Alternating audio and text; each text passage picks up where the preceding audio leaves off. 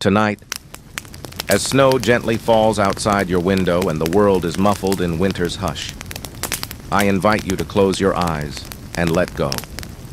Let the soft crackle of the fireplace carry you far from the frozen silence of the present, back to a time when sand, not snow, ruled the landscape, and when a woman, not a man, dared to defy the empire that claimed the world. I am Santa, your quiet companion in the stillness of night, and I have a story to share, one soaked in ambition, in revolt, and in the heavy dust of forgotten glory. But before we unravel the tale of this extraordinary queen, let us pause, as we always do, and remember why we gather in the dark. You see, history is not only for the classroom or the library, it's for nights like this, when the world feels quiet enough to remember.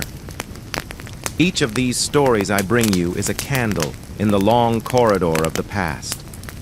Some flicker faintly, nearly extinguished by time. Others burn with unexpected heat, warming us with the lives they left behind. Tonight's flame burns bright and golden, shaped like a crown, and forged in rebellion. If you were with me during our last evening together, you'll remember the clang of iron from medieval smithies, the ache in the hands of laborers who crafted the weapons of kings, but were rarely honored by them. That was a story of men bent beneath the weight of feudal burdens. Tonight, we turn to a woman who bore her own weight and the weight of empire, with a spine unbending and a gaze unflinching. Let me take you to the 3rd century. The Roman Empire, long the master of the known world, is beginning to rot from within. This is the crisis of the 3rd century, a time when emperors come and go like storms, with some ruling for weeks, others for mere days. Internal strife tears at Rome's seams. Plague sickens its cities. Barbarian tribes probe every border. And economic ruin creeps in like ivy through the marble cracks. It is a time of fractures, of power slipping through fingers that once gripped the world. And in this chaos, new voices rise from the peripheries, voices Rome once ignored. Among them is the city of Palmyra. Nestled in the Syrian desert, Palmyra was once a humble caravan, stop along the Silk Road, but it grew rich, lavishly so. Its people traded silk from China, spices from India, glass from Alexandria. Its architecture bloomed with Greco-Roman colonnades, but beneath them beat the heart of the East. This was not merely a Roman city. It was something in between, something unique.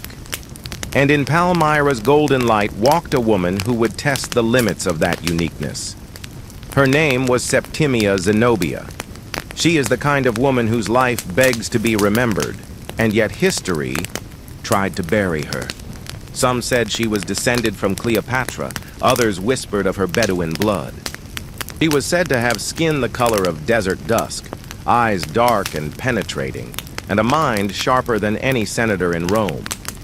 She could hunt from horseback, debate with scholars, and lead armies without blinking.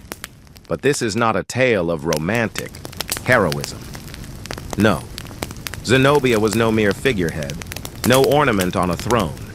She was strategic, calculating, and above all, patient. When her husband, Odenathus, the ruler of Palmyra and a loyal Roman client king, was assassinated, many assumed the city would fall into Roman hands once more. But they underestimated the widow in mourning. Zenobia declared herself regent for her young son and ruled not as a caretaker, but as a monarch, a woman among generals, a queen among cowards. And it wasn't long before she looked westward, toward Egypt, toward Judea, toward the heart of Rome's eastern provinces, and wondered, why not? Why shouldn't Palmyra be more than a client? State? Why shouldn't a woman lead an empire of her own? Tonight I want you to hold that question close. What does it mean for a woman to reach for power in a world carved by men? What does it mean to challenge an empire known not for mercy, but for vengeance? And more deeply, what kind of fire burns in someone who dares to believe they can succeed? Zenobia's story will not offer easy answers. Over the next 20 chapters, I will walk with you through her world. From the marble courts of Palmyra to the battlefield at Imei, from the sands of Egypt to the cold stone of a Roman prison. We will hear the rustle of silken robes and the clash of drawn swords. We will feel the weight of politics, of betrayal, and of legacy. You may be tempted to cast Zenobia as a heroine, or a villain, or a tragic figure undone by ambition. But let me caution you. She is all of these and none. She lived in a world where survival was rarely noble and power always came at a cost. And Rome did not forget her defiance, nor did it forgive. Some say she was paraded through the streets of Rome in golden chains, mocked before the Senate that once feared her name. Others whisper that she lived comfortably in a villa for the rest of her days, her legend carefully trimmed and hidden. The truth? It's tangled, fragmented. But isn't that how memory works? We remember what suits us. We forget what threatens us. Tonight, we remember. So I ask you, dear listener, are you ready? Are you ready to hear the story of a queen who saw an empire in decline and chose not to mourn it, but to challenge it? Are you ready to walk the streets of Palmyra, feel the heat of rebellion rising, and witness a world teetering between ancient and modern? Then draw closer to the fire. Let the air kiss its warmth steady your breath. Let the night cradle you in its quiet mystery. Because the tale I will tell is not just of war and thrones. It is a tale of identity, of ambition, and of what it means to seize your fate when the world says you shouldn't. This is the story of the forgotten queen who defied Rome. And as snow continues to fall beyond your window, we begin, not with the clash of empires, but with the first breath of a child destined to change history. Now then, onward to Chapter 2, Birth of a Desert Princess. Let us go back now, not by centuries, but by breath. Before the marches and manifestos, before the golden chains and imperial courts, back to the first whisper of a life that would one day send tremors through the pillars of Rome. Tonight, as the fire flickers low and shadows stretch along your walls, we return to the early 240s AD, in a city cradled between desert and empire, Palmyra. Palmyra was not born of conquest. It was born of resilience. For centuries, it served as a crossroads between east and west, between nomadic past and imperial future. Camels padded silently through its archways. Merchants debated prices beneath the shadows of Corinthian columns. Its people were a mixture of tongues, beliefs, and ambitions. And into this world of hybrid grandeur, a girl was born. She was not yet Zenobia. She was simply Zaba, a name meaning the gazelle in the language of the desert tribes. There was nothing meek about her. Even as a child, she stood with eyes too steady, too ancient, as though the soul within her had lived many lives already.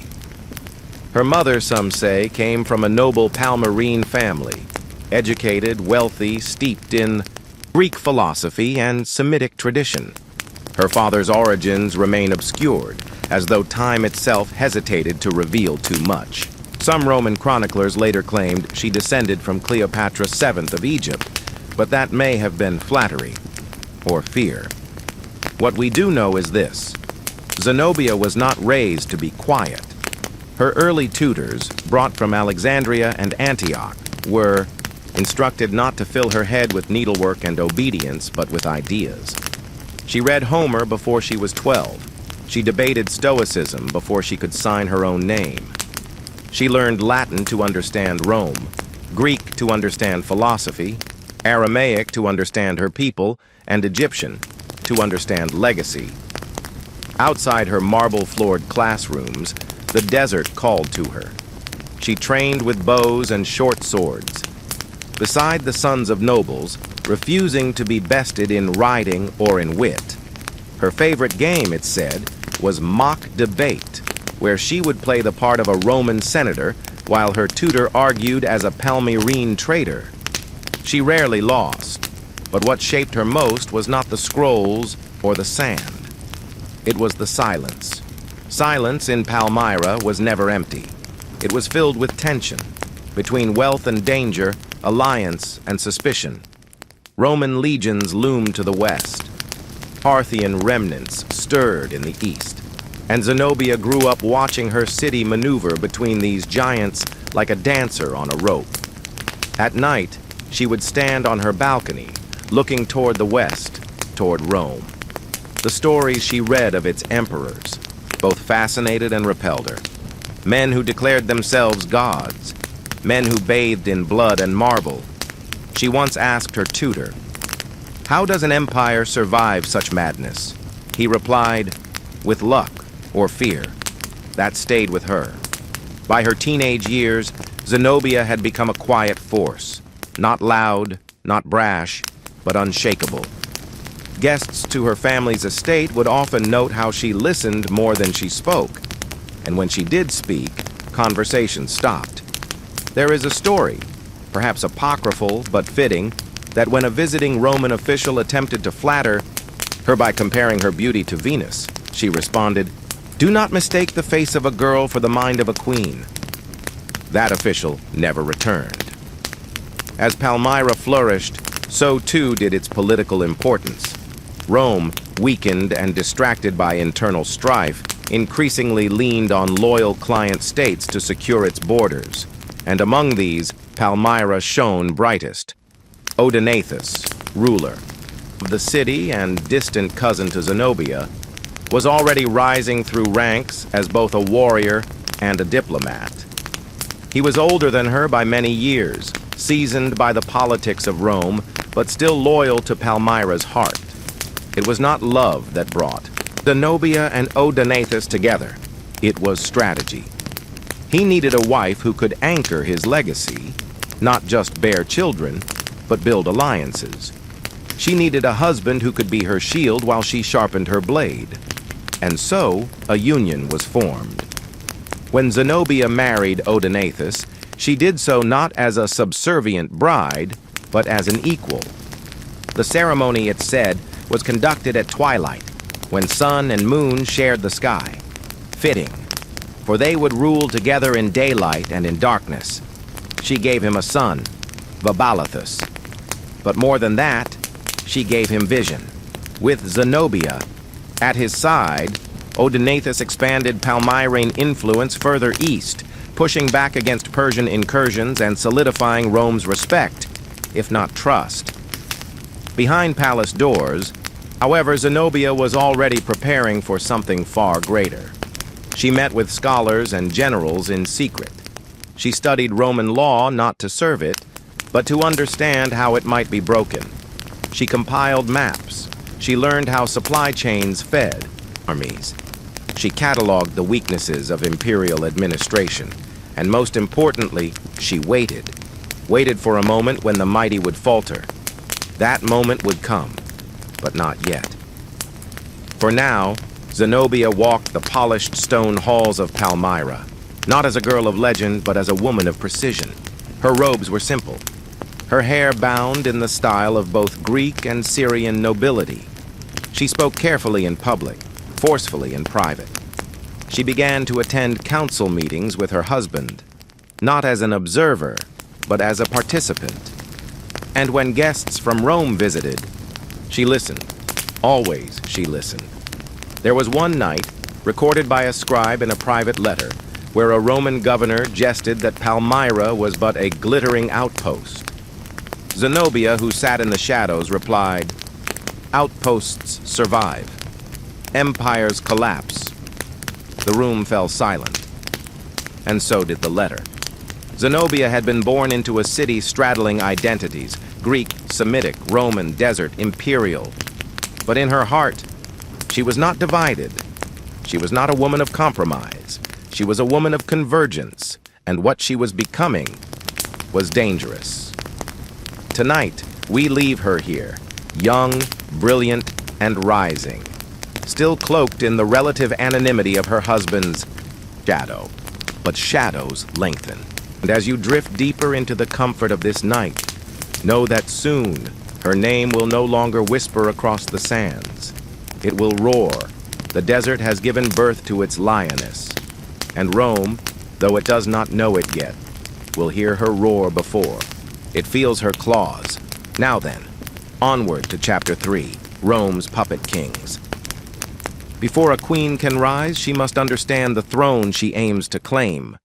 And before Zenobia could challenge an empire, she first had to walk among its ghosts, its governors, its generals, its trembling kings who ruled in name but not in power. Tonight, as the wind whispers faintly through the trees outside and your blanket draws closer around you, we venture into the fragile bones of Rome's eastern dominion. We walk among the puppet kings. In the 3rd century, Rome's grip was not a clenched fist. It was a fraying ribbon.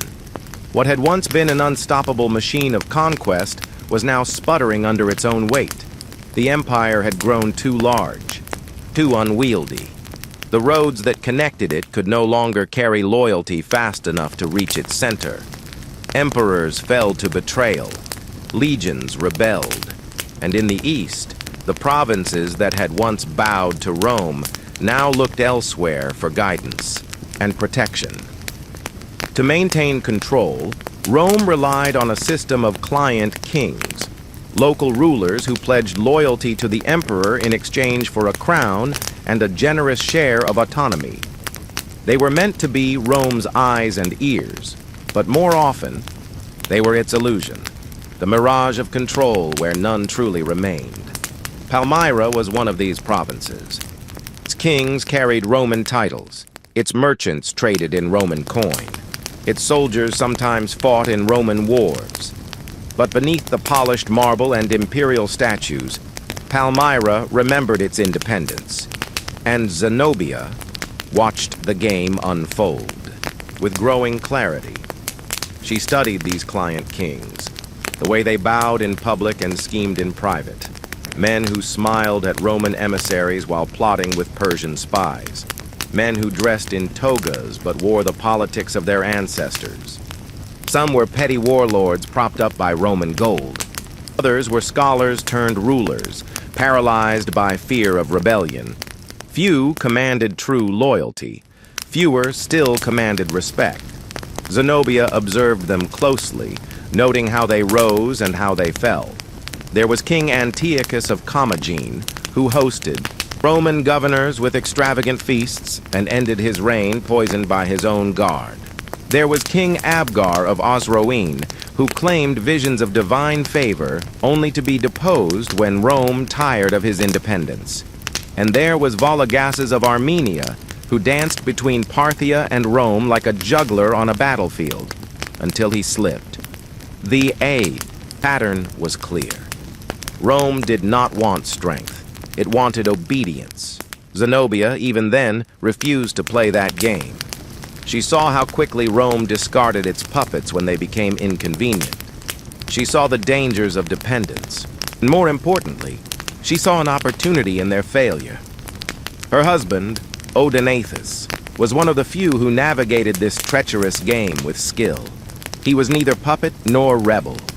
He fought against the Persians when Rome could not, retaking, lost territory, and restoring stability to the east.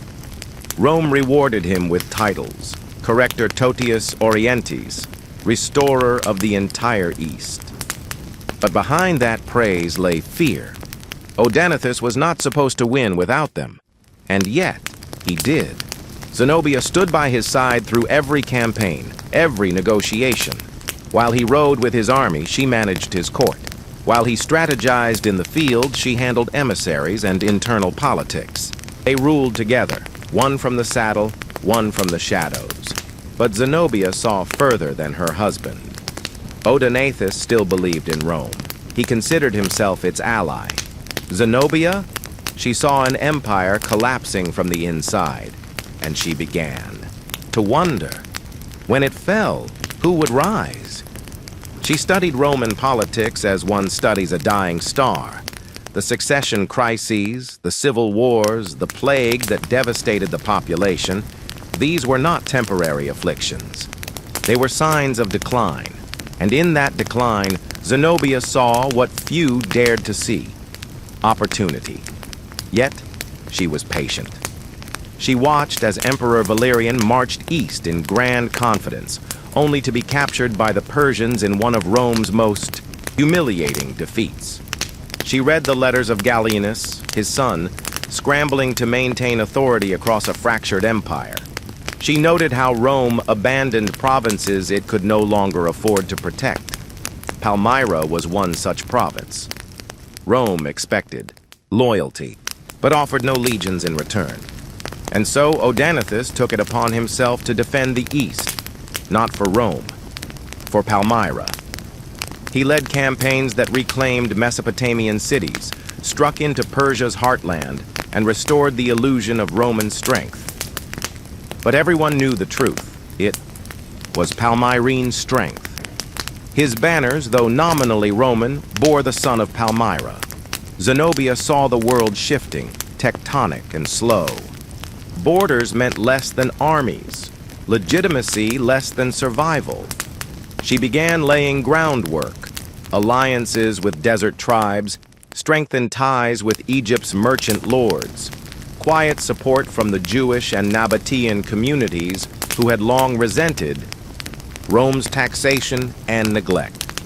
Still, she waited until fate, as it often does, offered blood. Odenathus was assassinated, likely by political rivals within the court, possibly encouraged by Roman interests. His eldest son from a previous marriage was killed alongside him, and just like that, the Eastern protector was gone. The throne stood empty, and into that void stepped Zenobia, not with mourning, with purpose. She declared her young son Vabalithus king. She, of course, would serve as regent, but no one was fooled.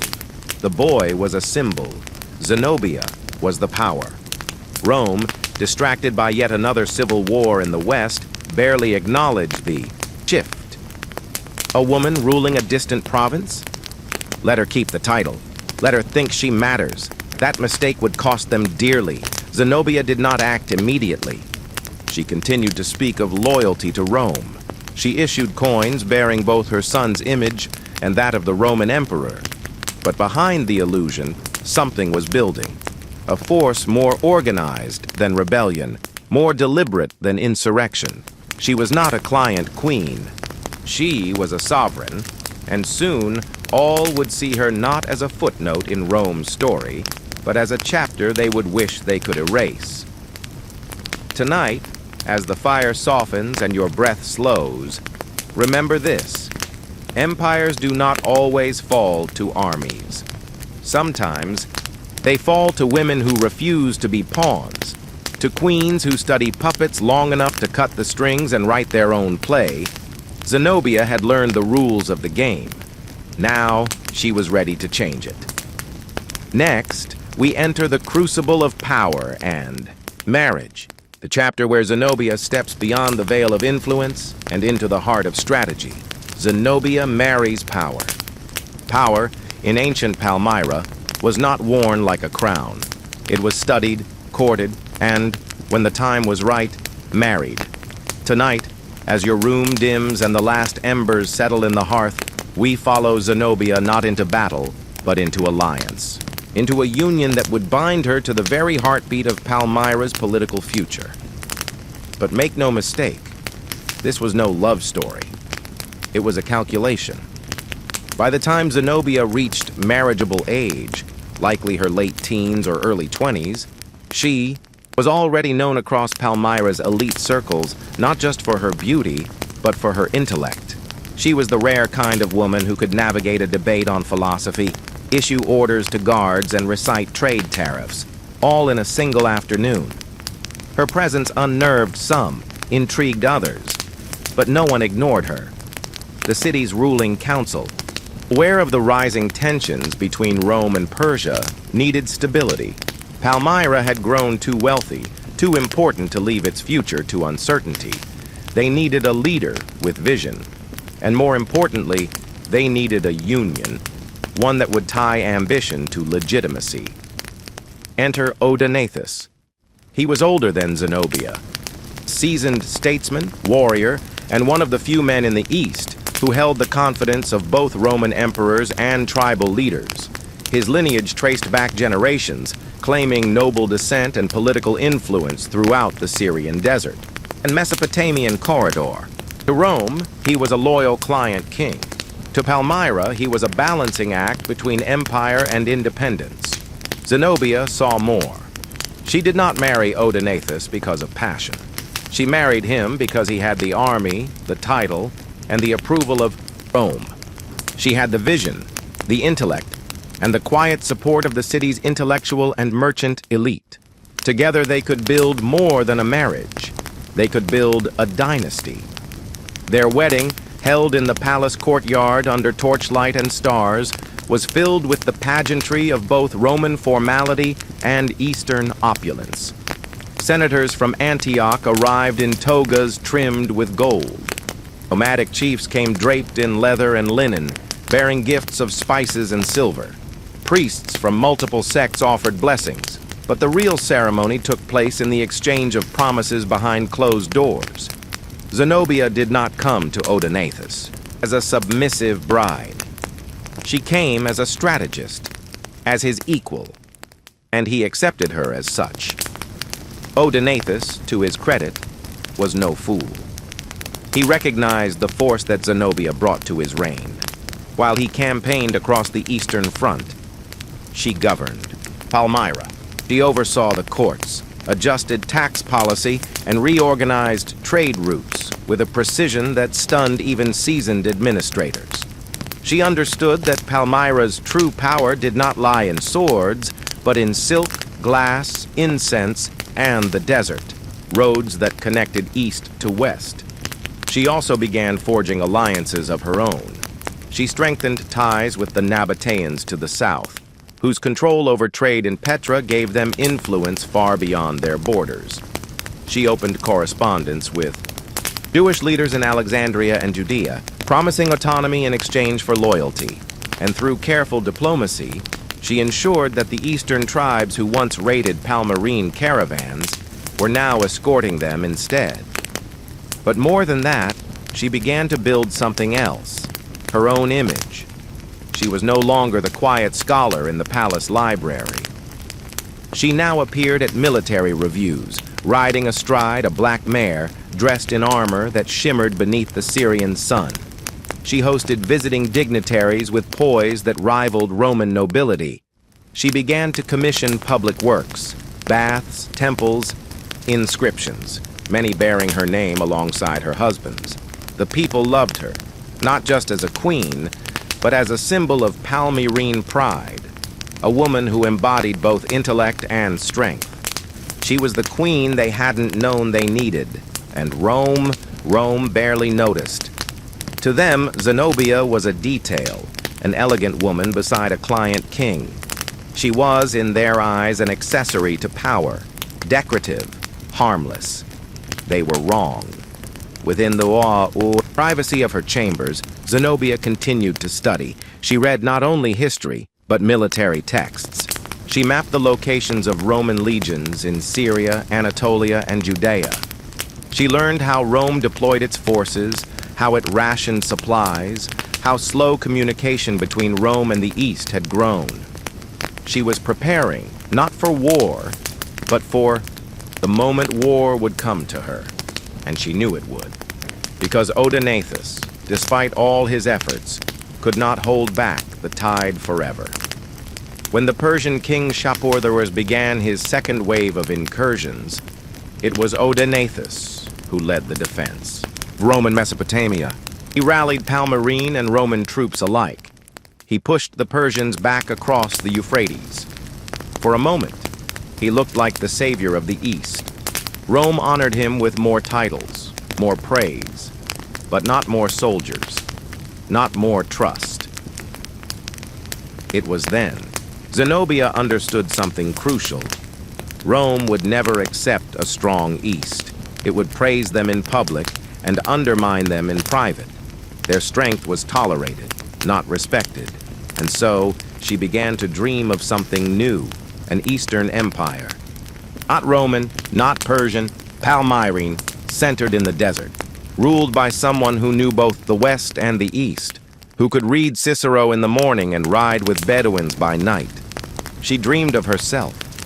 It would not happen while Odaenathus lived. He remained loyal to Rome, believed in its restoration. But Zenobia knew the cracks in that belief, and she knew empires did not last forever. One day, one death, one betrayal, and everything would change. So she waited and watched and ruled.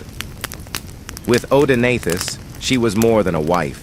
She was a partner, co-ruler, quiet architect of what was to come.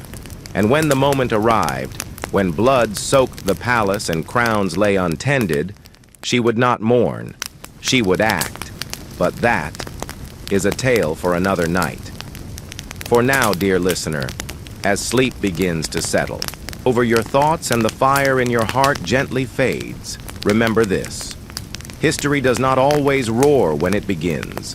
Sometimes it whispers in silken footsteps. Sometimes it begins with a marriage not of affection, but of design. Next, we turn to the knife behind the curtain, the death that changed everything. Some moments pass unnoticed, like the shifting of sand beneath a caravan. Others, like a sudden storm, tear through history, leaving nothing untouched. Tonight, dear listener, as the night stretches longer and the fire hums in gentle rhythm, we arrive at one such storm. A moment of silence broken by a scream. A throne left dripping in blood. This was the death that changed everything. Odaenathus had ruled Palmyra with poise and pragmatism. He was not a revolutionary nor a servant. He was a man who believed balance could hold chaos at bay. And for a time he was right. But balance, like peace, is fragile. And in the late 260s AD, after years of military campaigns against Persia and fragile diplomacy with Rome, Odaenathus returned to Palmyra triumphant. The east was secure. The Persian threat had been repelled. Trade flourished. Palmyra gleamed. For a brief moment, all seemed well. Zenobia stood beside him as always, regal and unreadable. Their son Vabalithus was still a boy, bright, curious, and unaware of the shadows gathering behind the curtain. What happened next is cloaked in mystery. Some sources claim it was jealousy. Others, ambition. A few whispered the word Rome. What we know is this. Odaenathus and his eldest son from a previous marriage were both murdered, stabbed during a celebration, reportedly by a relative. Some say it was his nephew, plotting revenge. Others say it was an inside job orchestrated by a faction within Palmyra who feared Odaenathus had grown too powerful. But Zenobia saw something else. She had warned him before, about trust, about proximity, about the dangers of peace. But Odaenathus had believed in honor, in family, in duty. Zenobia believed in preparation. The assassination sent a tremor through Palmyra. The city mourned, but it also held its breath. Would Rome send a new governor to replace the fallen client king? Would internal factions rise to claim the throne? Would enemies beyond the Euphrates sense weakness? Zenobia moved before any of them. Within hours of Odaenathus's death, she secured the palace, placed loyal guards at key points, and summoned the ruling council. Her son, Vabalithus, was quickly proclaimed king, a child king, a convenient figure. But no one mistook who held the reins. Zenobia stood before the council in full mourning garb, black robes lined with gold thread. Her voice, according to one chronicler, was like steel cloaked in velvet. She addressed the council not as a widow, but as a ruler. "We do not tremble when the earth shakes," she said. "We rebuild." The message was clear. Palmyra would not collapse. And Rome? Rome would not interfere. In fact, Rome was in no position to do so. The empire was once again drowning in civil war. In the West, Emperor Gallienus faced rebellions and border invasions. The Rhine frontier teetered. Gaul had declared independence under Postumus. In the east, they needed stability, not another conflict. And so, they did nothing. They accepted Zenobia's regency. They allowed her to speak in the name of her son. They looked the other way, because looking closely would mean confronting a truth they were not ready to face. Zenobia had taken power, not inherited, not borrowed, taken. She wore no Roman title. She bore no imperial mandate, but her orders were obeyed. Her coins were minted, her court expanded, and in the privacy of her chambers, she began to reshape the East. This was no longer about survival. It was about sovereignty. The first changes were subtle. She replaced key advisors with loyalists, men and women who had served her in Odaenathus's shadow. She reorganized the military command structure, placing Palmyrene generals above Roman-trained officers. She sent emissaries to Egypt, Judea, and Arabia, not in tribute, but in negotiation. Then came the edicts. Taxes were adjusted to favor merchants loyal to Palmyra. Infrastructure projects were launched, roads and fortresses extending further, east and south. Military training intensified, weapons production increased. This was not the behavior of a regent. This was preparation. But even Zenobia, in all her foresight, must have known the risk. Rome was chaotic, yes, but not blind. If she expanded too far, too fast, they would respond. So she waited, and while she waited, she crafted her image. Scribes recorded her as Dux Femina, a woman general. Coins bore her name beside her son's, equal in size and inscription. Foreign courts began to refer to her not as Queen Regent, but as Empress. At night, in the great halls of Palmyra, she would walk alone among the pillars. Lit only by torchlight and moon, she would whisper to the stone, "Let them remember who ruled here." She was not grieving. She was growing. The death of Odaenathus had torn away the final tether to Roman loyalty. In life, he had been the bridge between Palmyra and the West. In death, he became the excuse Zenobia needed to build something new. Not a province, not a protectorate, an empire.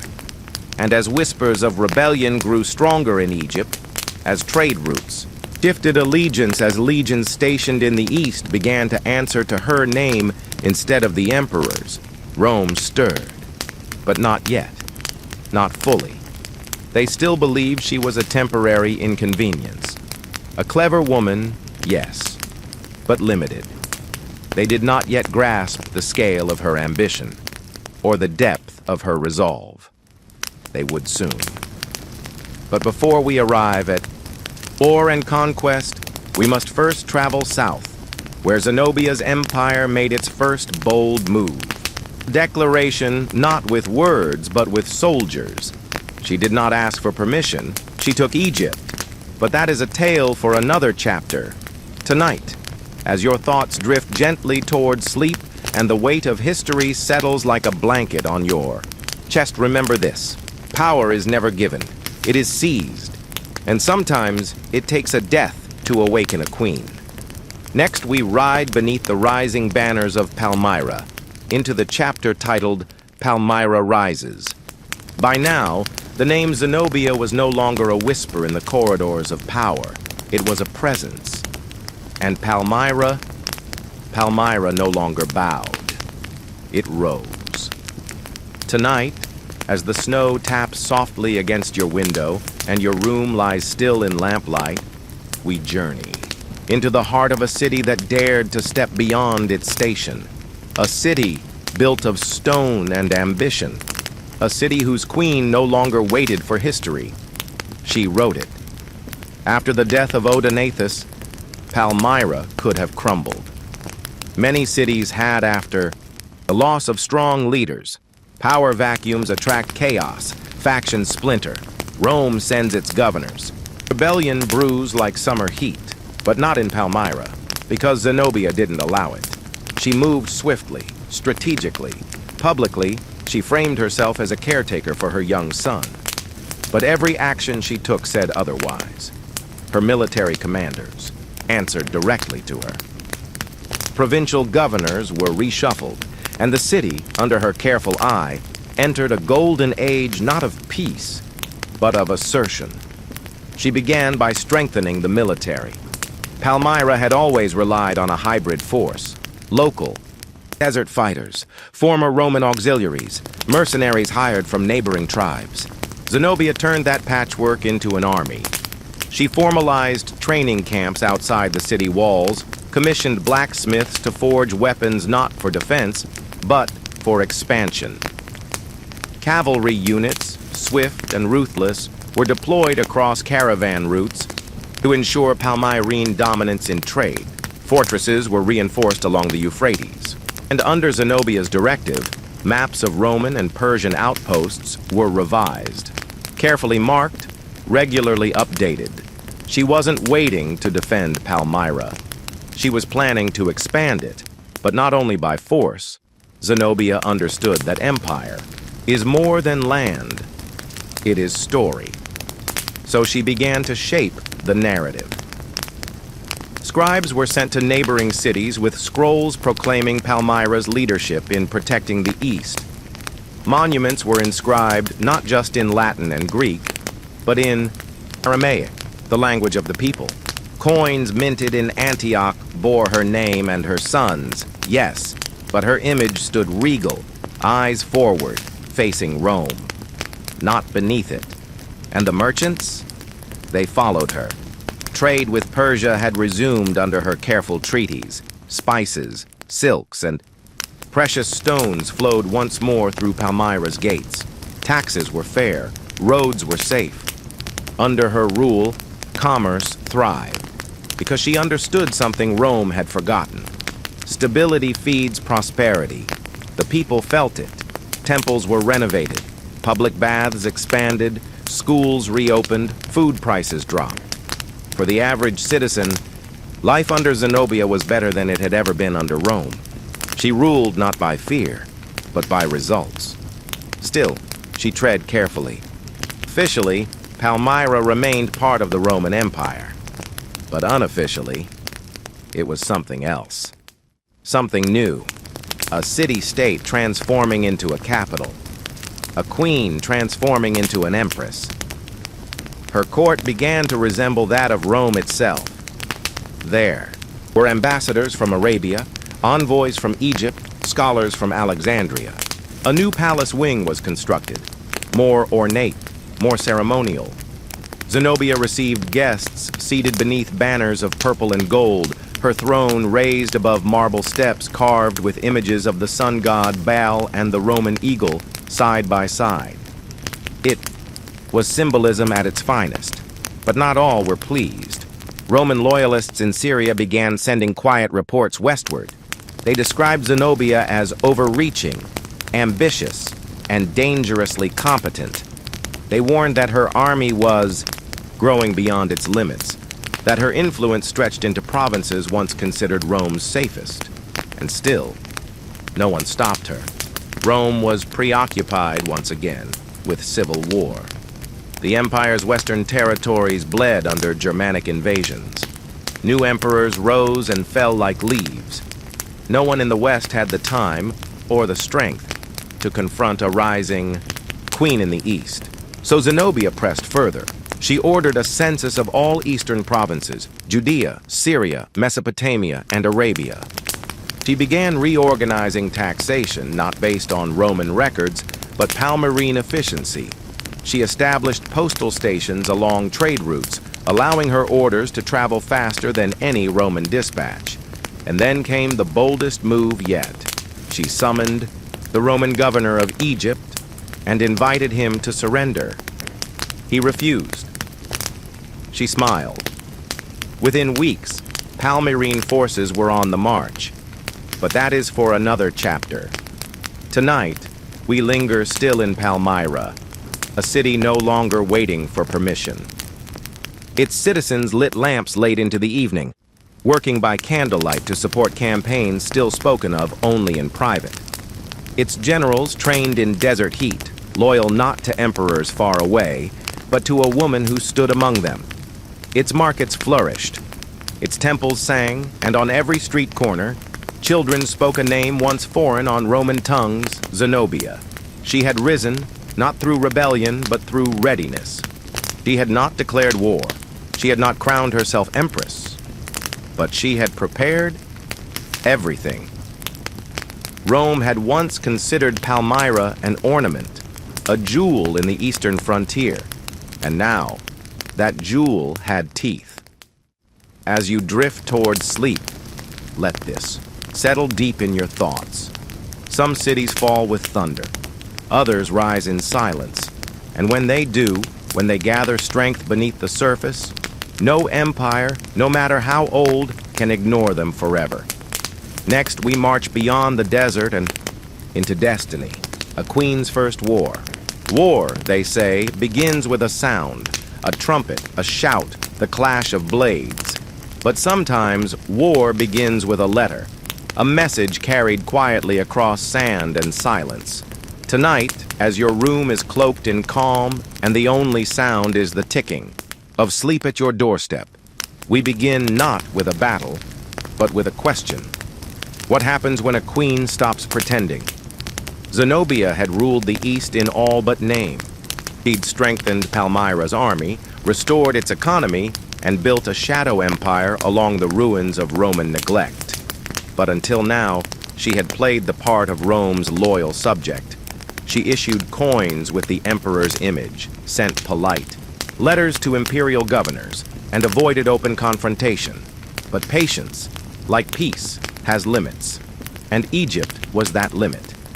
Egypt, grain basket of the empire, lifeline of Roman food supply, and gateway to the Red Sea trade. Whoever controlled Egypt could choke Rome at the throat. And for Zenobia, Egypt was more than strategy. It was legacy. She believed herself descended from Cleopatra, not by blood, perhaps, but by spirit. Like Cleopatra, she had read philosophy by torchlight. Like Cleopatra, she ruled in a man's world. But unlike Cleopatra, she would not die in chains. She would conquer. The Roman governor of Egypt, Tenagino Probus, had received word of Palmyra's growing influence. He ignored it. Then came a letter from Zenobia herself. In it, she extended a proposal for cooperation, assuring him that Palmyrene protection of the Red Sea coast would benefit both empires. Probus refused. He believed, as many Romans did, that Palmyra was a desert mirage, a city that shimmered, with trade but lacked the spine for war. He did not understand the woman behind the offer, so Zenobia gave the order. In the early months of 270 AD, Palmyrene forces crossed into Egypt under the command of General Zabdas, a seasoned warrior fiercely, loyal to Zenobia. They did not arrive like raiders. They marched like a sovereign army, disciplined, armored, ready. The first cities fell with little resistance. Local officials, frustrated by Roman tax policies and unprotected by meaningful garrisons, welcomed the change. They did not see invasion. They saw stability. Probus rallied his troops and counterattacked. The fighting around Alexandria was fierce. One account claims the city changed hands multiple times in the span of weeks. But Zabdas had more than numbers. He had strategy, and he had Zenobia. She did not stay in Palmyra. She traveled with the campaign, not as a warrior, but as a commander. At dawn, she met with generals. At dusk, she walked the camps, listening to soldiers. Her presence alone strengthened morale. She was their queen, their future. In one decisive skirmish outside Babylon Fortress, Zabdas lured Probus into open combat and flanked him with cavalry units disguised as retreating supply trains. The Roman lines broke. Probus fell, either in battle or by his own hand. Records differ. Regardless, Egypt was lost. Zenobia had done what few had dared. She had taken a Roman province by force, but she didn't stop there. Rather than sack the cities, she restored order. Egyptian temples were granted renewed funding. Alexandria's. Scholars were invited to Palmyra. Trade resumed with Arabia and Nubia. Papyrus production continued uninterrupted, and new coins were minted. On one side, her son, Vabalathus, still technically the ruler. On the other side, Zenobia, not as regent, not as queen, but as Augusta, empress. Rome, already cracking at the edges, finally took notice. The Emperor Aurelian, a soldier emperor known for his ruthlessness and speed, had just stabilized the western frontier. Now he turned his eyes east and saw a woman sitting where Caesar should be. But Zenobia was ready. She returned to Palmyra not in secrecy, but in triumph. Her armies controlled Syria, Palestine, Arabia, and now Egypt. She ruled more of the Roman East than any governor, any general, any emperor had since Trajan. Her court now mirrored Rome's in scale. Dozens of secretaries, military officials, diplomatic envoys, cultural advisors. Palmyra pulsed not with arrogance, but with purpose. And Zenobia, she was serene. When asked by an advisor if she feared retaliation, she reportedly smiled and said, "Let him come. Let Rome remember what it takes to keep what it thinks it owns." She was not reckless. She was resolved. War with Rome was inevitable. She knew it. Her generals knew it. The people knew it. But they did not tremble, because they believed in her, and more than that, they believed in the vision she had offered them. A Palmyrene empire, Eastern, independent, proud. The first war was over. Egypt was hers, but it was only the beginning. Zenobia had crossed the threshold from ruler to rebel, from client to conqueror. There was no turning back. As the night deepens and your breath slows, remember this. Every empire is built on confidence, and every queen who dares to rise against one must possess something greater, conviction.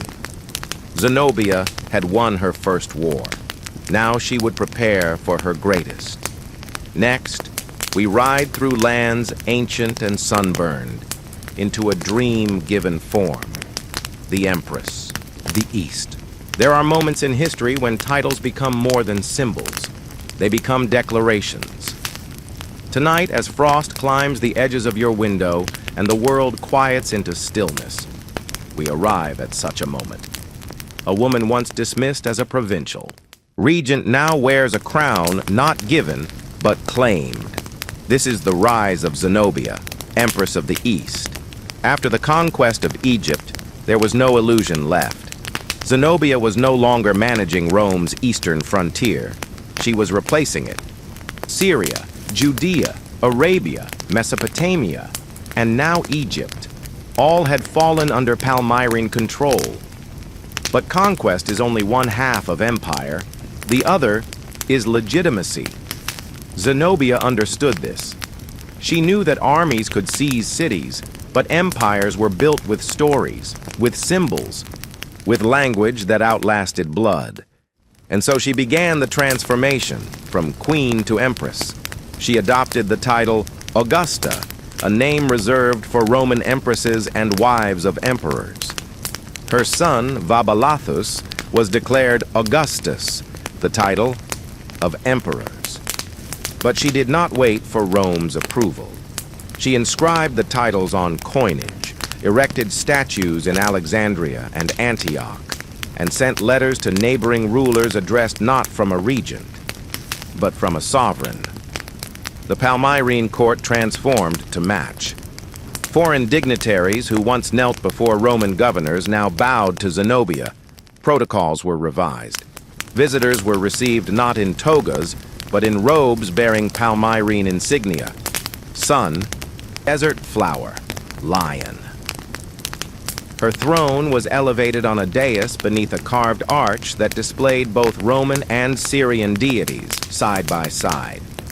It was not a rejection of Rome. It was a replacement. Scholars from across the East were summoned to her court. Philosophers, engineers, and poets.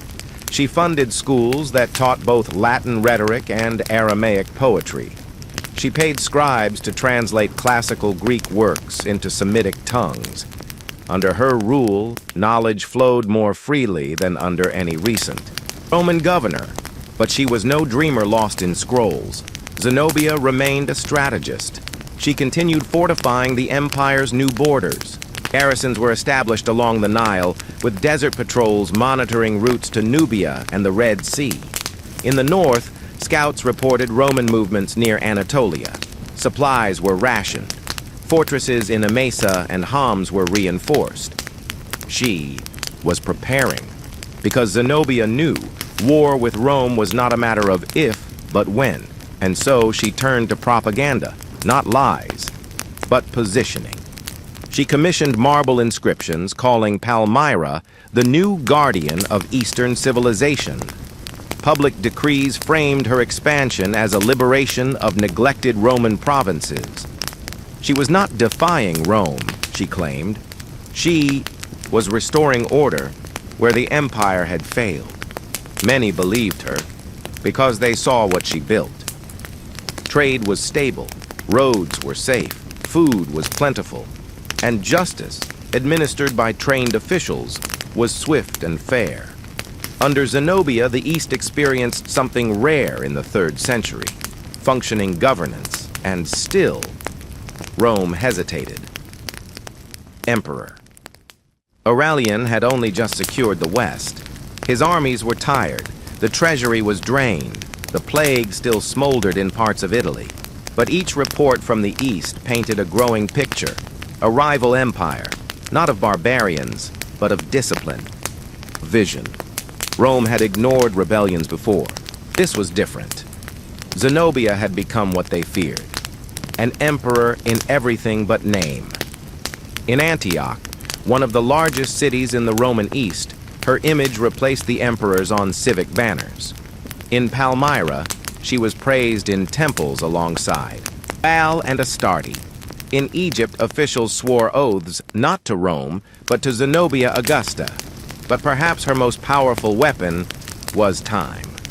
Zenobia bought time through careful diplomacy. She reassured Eastern governors that their local customs would be protected. She spared cities that surrendered without bloodshed. And behind the scenes, she quietly opened channels with tribes along the Persian frontier, ensuring peace to her. East, so she could prepare for war in the West. She also understood symbolism in architecture.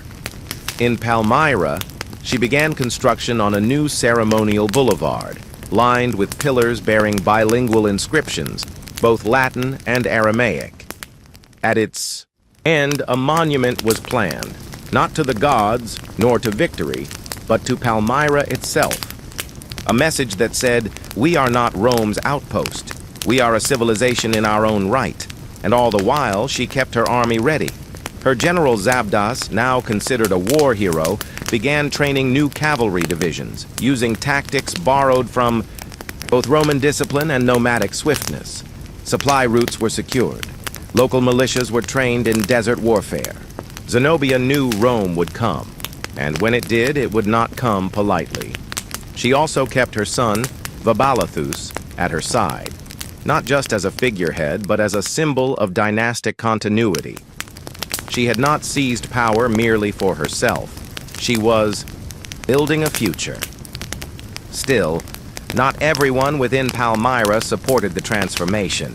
A few old noble families, uneasy with challenging Rome, grew restless. Some whispered of rebellion. One or two were caught conspiring with Roman messengers. Zenobia acted swiftly but without cruelty. She stripped titles, confiscated estates, banished a few high-ranking officials to remote desert outposts. But she did not execute them. That was not her way. She did not rule with terror. She ruled with certainty. In one private exchange recorded by a Greek historian, Zenobia was asked what she feared most, Rome's army, internal revolt, or divine wrath. She answered simply, "I fear sleep, for it is the only hour I do not lead." That was Zenobia, driven, constant, tireless.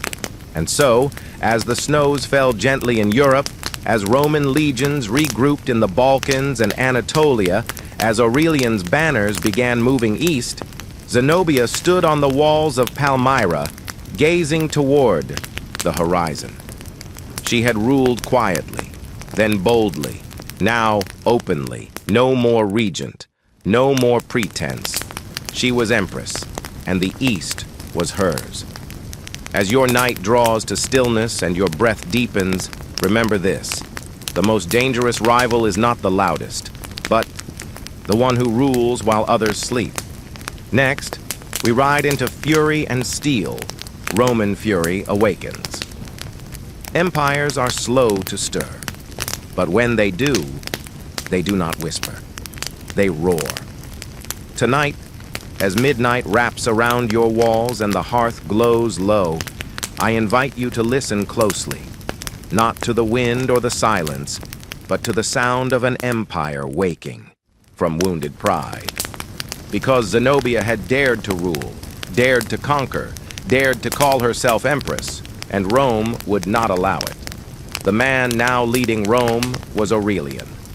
Not a senator in silk, nor a schemer in a marble hall. Aurelian was a soldier, scarred, iron-hearted, forged in the crucible of Rome's bloodiest frontiers. His rise to power was no accident. He had earned it with discipline, ruthlessness, and a brutal kind of clarity. He did not rule to be loved. He ruled to restore, and that meant eliminating threats, all of them. In the West, he had crushed the Gallic Empire. In the North, he had repelled Germanic invasions. But in the East, a queen ruled from the desert and had taken Egypt. That was more than rebellion. That was humiliation. Reports had reached Aurelian long ago, but he had waited, too many fires to extinguish, too many borders crumbling. But now, with the West pacified and the legions regrouped, he turned his full attention eastward, and he was furious. Zenobia had not merely defied Rome. She had imitated it. Coins, titles, ceremonies, governors. She had stolen Rome's reflection and made it better. Aurelian would not write her a letter. He would send an army, and not just any army. In early 272 AD, Aurelian gathered the most disciplined legions in the empire, veterans of northern campaigns, hardened men who had faced barbarian axes and lived. With them came siege engineers, cavalry from Pannonia, archers from Thrace. It was not the largest army Rome had ever sent east, but it was the most focused, and Aurelian led it himself. He did not delegate. He did not pause. He marched through the Balkans. Cross Asia Minor. City by city, town by town, the Roman eagle was raised once more. Those who resisted were crushed. Those who submitted were spared. But every stone left behind bore a message. Rome has returned. Zenobia received word of the march in Emesa. She gathered her council. No one was surprised. This was the moment they had prepared for. She did not panic. She planned. Palmyra's eastern borders were reinforced. Supplies were moved into hidden desert caches. Communications between cities were secured by mounted couriers, quicker than any Roman relay. She sent emissaries to Persia, hoping to reopen diplomatic channels and secure neutrality. He ordered reinforcements from Egypt. She summoned her best generals, Zabdas, Zabai, and her personal strategist, Cassius Longinus. But she also made a critical decision. She would not meet Aurelian at the gates of Palmyra. She would stop him. Before he got there, Zenobia ordered her forces to gather at Antioch, one of the largest and most strategic cities in Syria. If Aurelian could be stopped there, Rome's momentum would break. The east would be preserved. Antioch was no mere frontier town. It had high walls, wealth, and loyal citizens. But most importantly, it sat at a crossroads between Roman Anatolia and the Palmyrene heartland. Zenobia traveled there personally. She did not dress as a widow, nor as a priestess. She wore a general's cloak, white and crimson, embroidered with gold. When she addressed the troops outside the city walls, her voice carried across the valley. "You are not fighting for a queen," she said. "You are fighting for a homeland, for a future Rome discarded. Let them come, let them taste desert iron." The soldiers cheered, because in that moment, they believed her. The first engagement came not in Antioch itself, but north of the Orontes River. Zabdas led a swift cavalry assault, hoping to catch the Roman vanguard by surprise. For a moment, it worked. Roman scouts were scattered. A few supply wagons were taken, but Aurelian was already waiting. He had studied Zenobia's tactics, knew her reliance on mobile cavalry. So he baited her, retreated slightly, let the Palmyrines think they were pushing him back. Then, he struck. In what would become known as the Battle of Emei, Roman heavy infantry formed a false retreat. As Palmyrene cavalry gave chase, they were suddenly flanked by hidden Roman horsemen and slammed by infantry from the rear. The Palmyrene center crumbled. Zabdas was injured, nearly captured. Antioch panicked. Zenobia made the hardest choice a ruler can make. She ordered a tactical retreat. The city was too exposed, the army too shaken. She could not risk capture or defeat so close to the coast. If she was taken, it would all end. She ordered the evacuation of key officials, archives, and treasury assets. Supplies were burned, bridges destroyed. Antioch was left behind, but not abandoned, because this war was not over. Zenobia fell back to Emesa, and from there to Palmyra itself. The city she had built, the fortress she had prepared. Let Aurelian come. Let him see what she had carved from sand and sunlight. Aurelian marched south. Each Roman victory came with a price. Supply lines were stretched. Local populations resisted. Guerrilla fighters struck from wadis and cliffs. The sun scorched his soldiers. The desert tested their endurance. But still, he advanced. Zenobia had never been truly tested before. Not like this. Not by an equal. Not by someone who could match her in will. Now she faced the full weight of empire, and yet she never faltered. Not in voice, not in posture, not in resolve. She stood on the walls of Palmyra as the dust of Roman banners grew on the horizon and said to her son, "Look well, Vabalathus. You will remember what courage looks like. As your night drapes softly towards sleep, carry this thought with you. Fury is not always loud. Sometimes it rides silently under steel and banners. And when it arrives, it does not ask for negotiation. It asks for submission. Zenobia would give it neither. Next, we reach the clash that would decide the East, the Battle of Emesa. Not all battles are fought with swords. Some are fought in silence, through glances, decisions, and the weight of what cannot be undone. But tonight, dear listener, we step into a battle of steel and fire, a battle where an empire bore down upon a queen, where one woman's dream collided with 1,000 years of Roman thunder. This is the Battle of Emesa. Emesa, modern-day Homs, was no ordinary city. It sat at a vital juncture, nestled between the Orontes River and the edge of the desert. Its walls were old, its people loyal. More importantly, it was the last stronghold before Palmyra itself. Zenobia had withdrawn here with purpose. She needed time to regroup, to resupply, to rally. Aurelian had beaten her once, yes, but war is not decided by a single blow. The key. Palmyrene army that gathered in Emesa was not broken. It was hardened. Survivors from Antioch, reinforcements from Egypt, local militias, and loyal Bedouin allies all now stood beneath Zenobia's banner. General Zabdas had recovered from his wounds and resumed command, though the scar across his temple was a permanent reminder of Rome's ferocity. Zenobia herself remained a pillar. She walked the camps each morning, speaking not like a monarch issuing orders, but like a commander sharing burdens. Soldiers who had once only seen her from balconies now heard her voice up close, firm, steady, resolute. "We do not kneel to ruin," she said. "We make it kneel to us." Aurelian, meanwhile, had reached the outskirts of Emesa with a vengeance that burned hotter than the desert sun. His scouts reported Zenobia's army was larger than expected, over 70,000 by some accounts. His officers advised caution. He refused.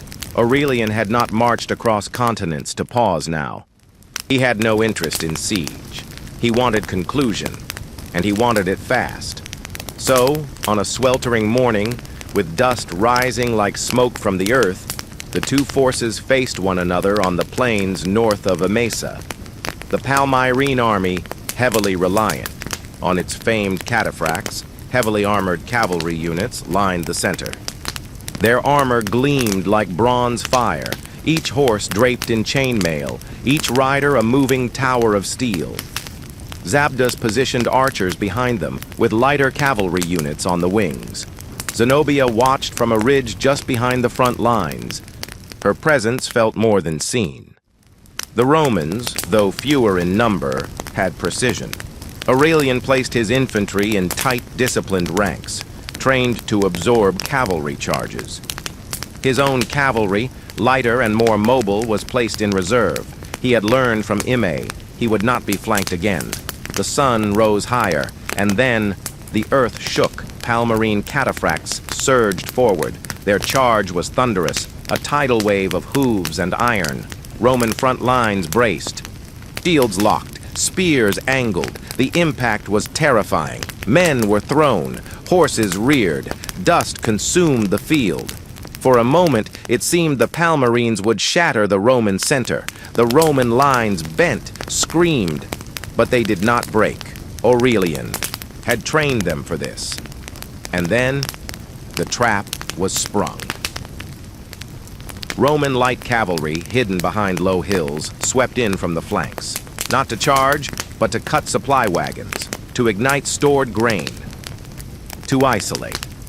The Palmyrenes pressed harder, deeper, unaware they were overextending. Then came the order to encircle. Aurelian's infantry gave ground, on purpose, drawing the cataphracts further in, and from the wings, Roman cavalry surged forward, pinching the sides. The cataphracts, trapped and exhausted, found themselves without room to maneuver. Archers fired blindly. Commands were drowned in the screams of men and beast, and in the chaos, Zenobia saw it. From her ridge, she watched her cavalry fold in on itself, saw riders fall, horses crushed beneath the weight of armor, saw the Roman standards moving in tighter, methodical, unyielding. She sent urgent orders for retreat, but it was too late. Zabdas himself was wounded again, this time thrown from his horse and pulled away by bodyguards. Half the archers were captured. The cataphracts, once her greatest strength, were decimated. As the sun dipped low, the field fell silent. Emesa was lost. But Zenobia, she did not surrender. That night, beneath cover of darkness, she gathered what remained of her army and slipped. East, toward the desert. Toward home. Toward Palmyra. Aurelian entered Emesa the next morning. His men cheered, but he did not. He had seen the cost. Thousands dead. The plains stained red. Victory, yes, but not yet final. He sent messengers ahead, offers of surrender. Zenobia did not respond. She had returned to her city, not to hide, but to prepare for the final stand. As the night around you deepens, let this truth settle into your bones. There is no battle so fierce as one fought by someone who has nothing left to lose, except legacy. Zenobia had lost a field. She had not yet lost her throne. Next, we follow her into the Golden City one last time. Zenobia's retreat. The desert has always known how to keep secrets. Empires rise at its edge, burn bright, and vanish into its sands. And tonight, as you lie still beneath your blankets and the stars stretch far beyond the roof above you, we return to the desert, not as conquerors, but as those retreating into silence. This is the story of Zenobia's retreat. After the devastating loss at Emesa, the road back to Palmyra was long, not in distance, but in weight. Zenobia did not flee, she withdrew. There is difference. Fleeing is panic, withdrawal is purpose. And though her forces were shattered, her vision was not. The remnants of her army moved in silence. Men who had once cheered beneath her banner now rode without speaking, eyes lowered. Some wept, some gritted their teeth. All knew what was coming. Zenobia rode alone at the front, not beside guards, not in a golden chariot, but on a simple horse draped in travel cloth. Her armor still bore the dust of Emesa. She wore no crown, only a cloak, gray, heavy, and lined with ash. Palmyra appeared like a mirage at first. Rising from the heat haze, its sandstone towers gleaming in the low sun. It looked the same, but Zenobia knew it was changed. Inside the walls, the people waited, not with celebration, but with questions. Was she still their queen? Was there still a future? Zenobia did not enter the palace immediately. She walked the city, slowly, past merchants whose stalls now sat half-empty, past women who clutched children closer than before, past soldiers still loyal but unsure. She stopped at the steps of the Temple of Bel. Here she knelt, not to beg but to breathe.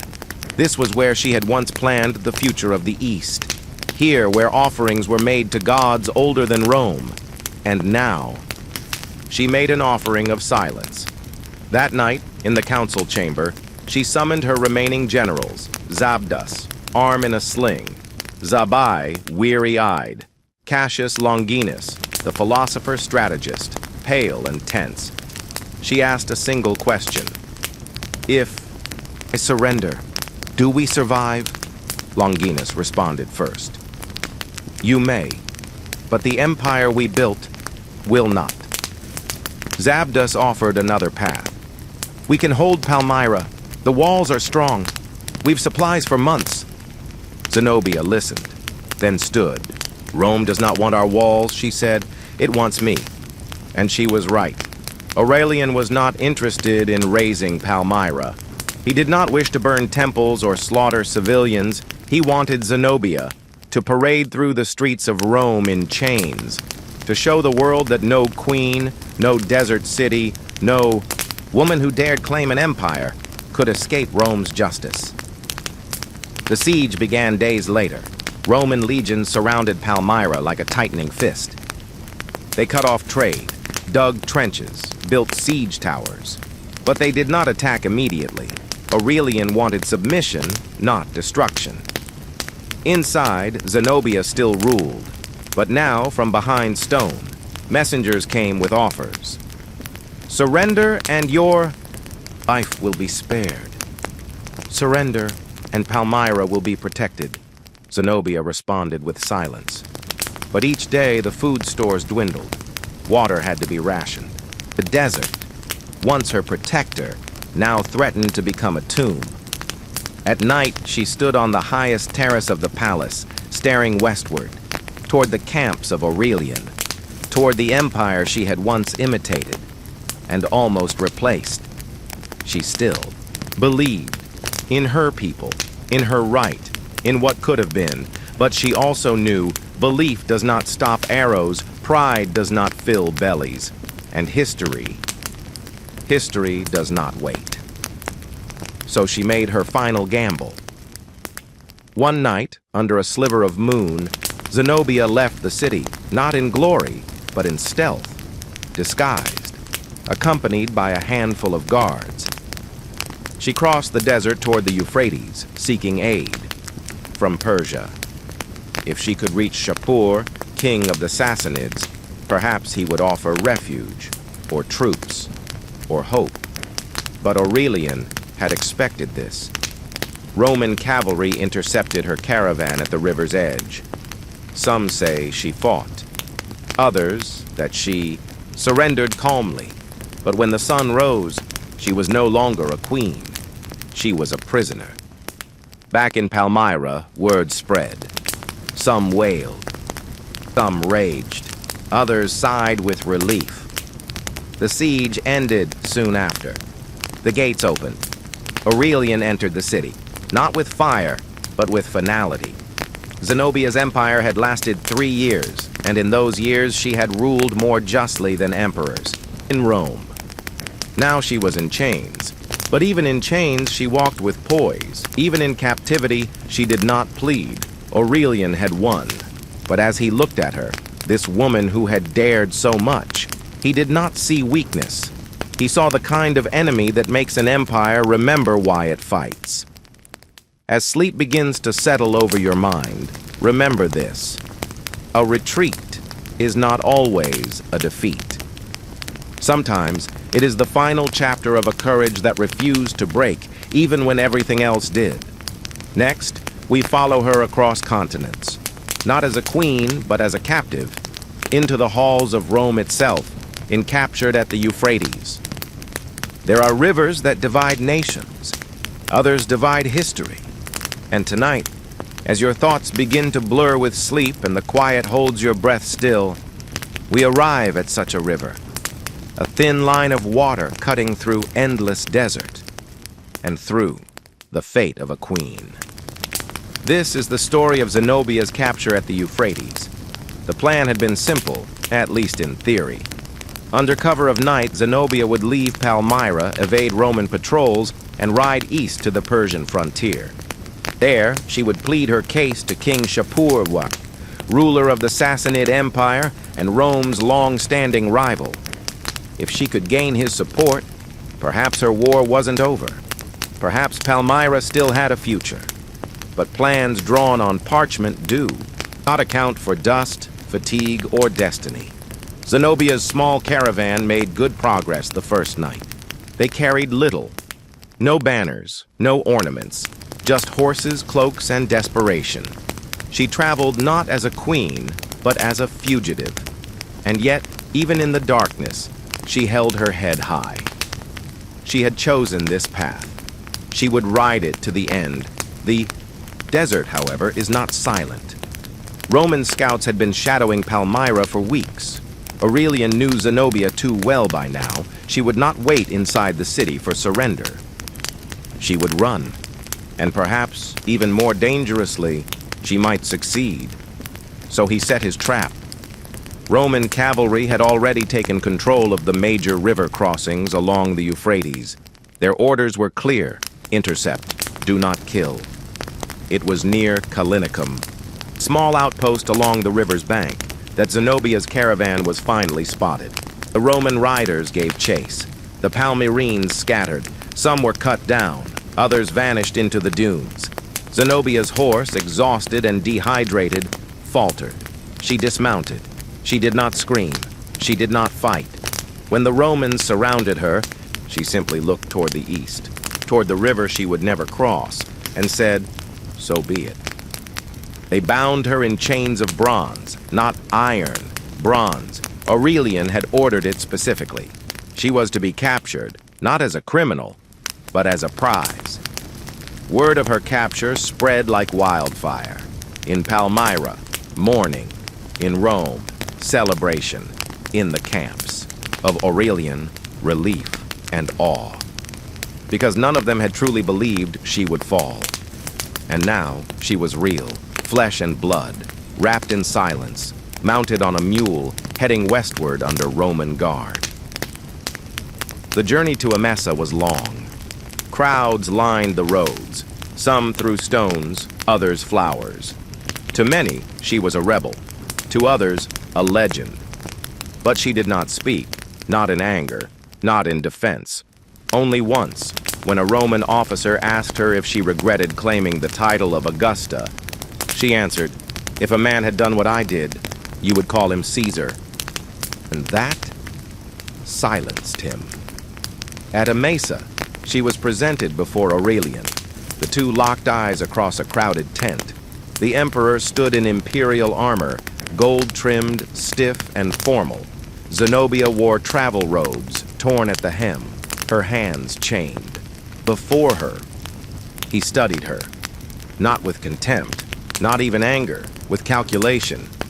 This was not the barbarian queen he had expected.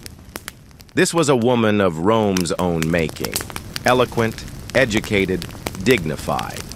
She spoke fluent Latin, understood politics, and carried herself as though the throne still waited for her. Aurelian asked one question.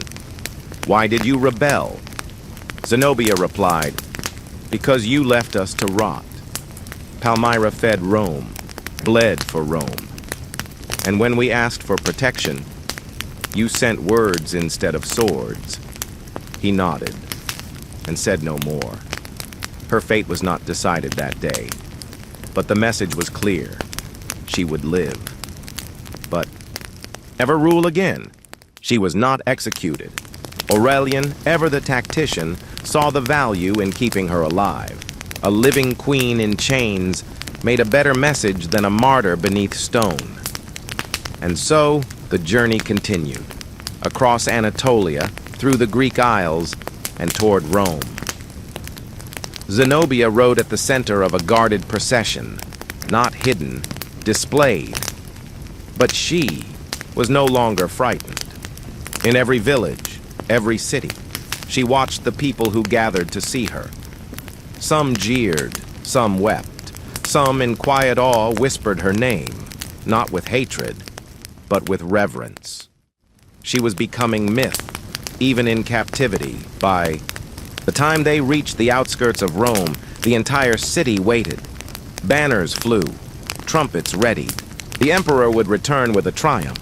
The ancient Roman ceremony reserved for only the greatest military victories, and at the heart of it would be Zenobia. But that is a tale for another chapter. Tonight, as your breath slows and the quiet, sleep surrounds you, let this truth settle in. Sometimes, power does not vanish with defeat. Sometimes, it endures. In memory, in legend, in the way a queen walks even when shackled. Zenobia had crossed deserts as a ruler. Now, she crossed empires as a prisoner. But in the eyes of those who watched her pass, she was still a queen. Next, we enter the eternal city, Rome's judgment. Rome had seen many triumphs. It had paraded chained kings, conquered generals, and the spoils of foreign temples. But never before had it seen a queen like this. Tonight, as the city slumbers and the last coals in your fire settle into quiet heat, let us step into a Rome not of myths, but of spectacle, into a city that gathered to watch its empire affirmed, and instead found itself staring into the eyes of someone it had tried to forget. This is the story of Rome's judgment. It was the year 274 AD. The empire had been fractured, bled, humiliated, and then, under Aurelian, stitched back together. The Gallic Empire had fallen. The Germanic tribes were pushed back, and the East, once ruled by a desert queen, was Roman again. Or so it seemed. The city prepared for Aurelian's triumph, a sacred procession reserved for emperors who had defeated foreign enemies and brought glory back to the heart of the empire. The Senate approved it. The temples were purified, the roads were cleared, and above all, the people waited, because at the center of this triumph was not gold, not captives from Gaul, not Persian trinkets. It was Zenobia. She was to be marched through the streets in chains. That was the tradition. That was the sentence. She was no longer Augusta, no longer empress. She was a symbol, a reminder to every province, every city, every subject. Rome does not forget. Rome does not forgive. But something unexpected happened. When the gates opened and the procession began, the people did not cheer for Aurelian first. They looked at her. She was not dragged. She walked. She was not filthy. She was regal. Yes, the chains were real, crafted of gold, heavy and ceremonial. But but her back was straight. Her gaze did not fall to the ground. She wore a tunic of deep violet, her hair coiled in the style of Syrian nobility, and on her face, calm. They expected a rebel, broken and bitter. What they saw was a queen. Some say even Aurelian was unsettled. His triumph continued. Chariots of spoils, captured banners, musicians, elephants, prisoners. But the crowds, ever restless, whispered more about the woman in chains than the general in armor. Later that day, in a private chamber within the imperial palace, Zenobia stood before the emperor once more. This time not as enemy, but as question. What do you do with a woman too dangerous to kill, too admired to pardon? The Senate debated it. Some urged execution, others exile. A few, surprisingly, suggested clemency. Aurelian chose neither. Instead, he gave her a villa. Yes, a villa, just outside Tibur, in the Italian countryside. A place of gardens and fountains. A prison of comfort. It was not mercy. It was message. Zenobia would live, but not as empress, not as queen. She would walk the gardens, not the throne room. Rome had silenced her, not by sword, but by survival. And yet, in that survival, Zenobia began something else. She did not wither. She thrived. Within years, she was married to a Roman senator, perhaps by arrangement, perhaps by her own design. She became a hostess in intellectual circles. She sponsored schools. Her children received Roman educations. One daughter would become a noted rhetorician, and to those who visited her estate, officials, nobles, scholars, she remained what she had always been, not just Zenobia, Queen Zenobia. In time, the stories softened.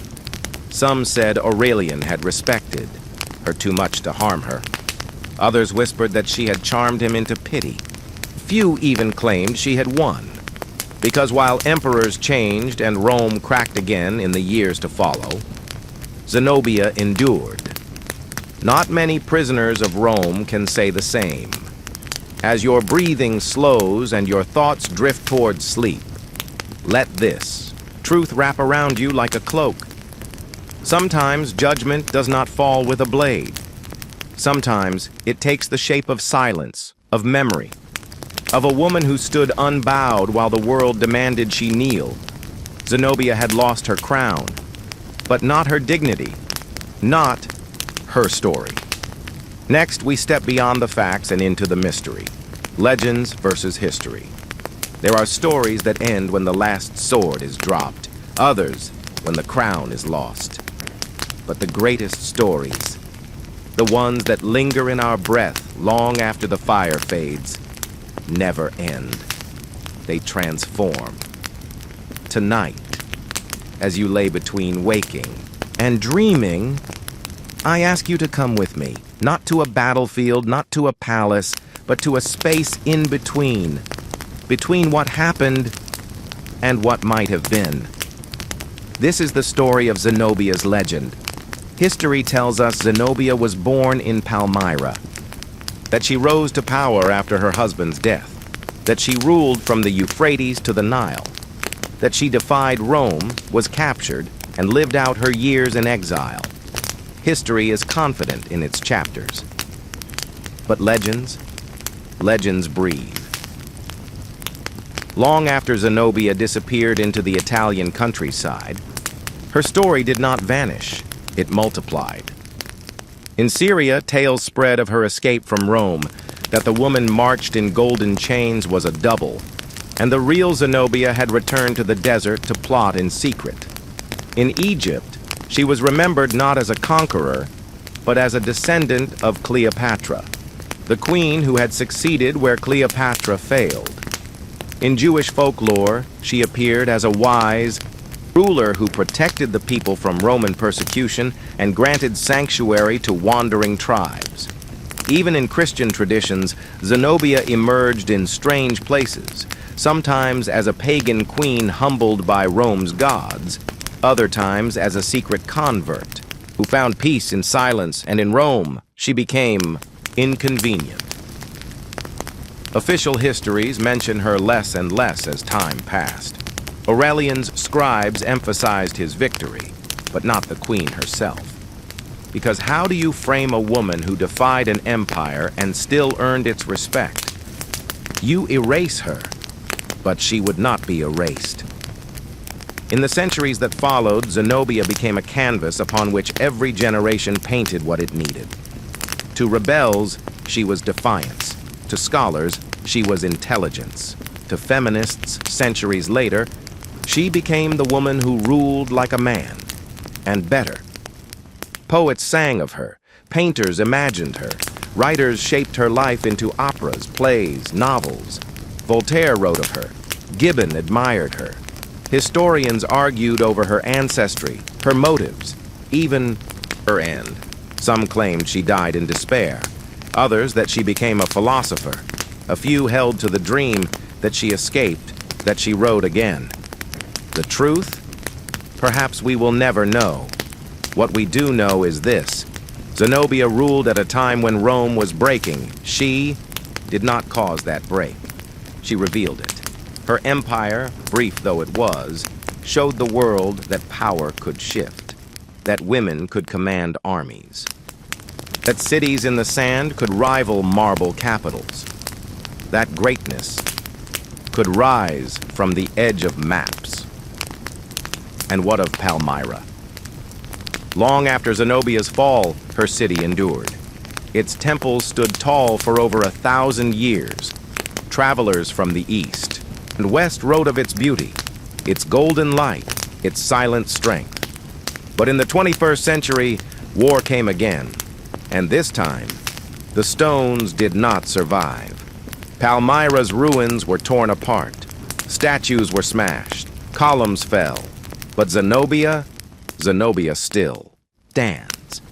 In the minds of artists, in the lectures of historians, in the dreams of girls who read her name and feel something stir. Because some legacies are not written in stone. They are written in awe. As the fire beside you fades to embers and sleep takes your thoughts one by one, hold this final whisper. Zenobia was not just a queen, she was a question Rome could not answer, a question we are still asking. Next, we return to the one who has shared her tale, with Santa's quiet reflection in chapter 15.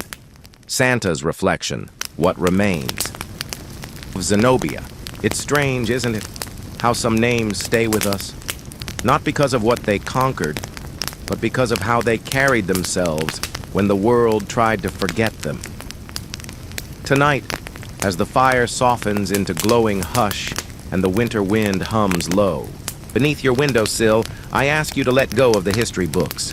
This chapter is not about facts, not about battles or borders.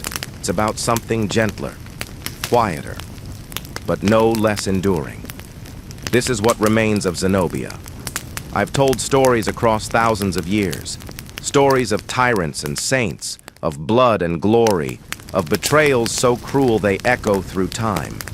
But hers is the one I return to.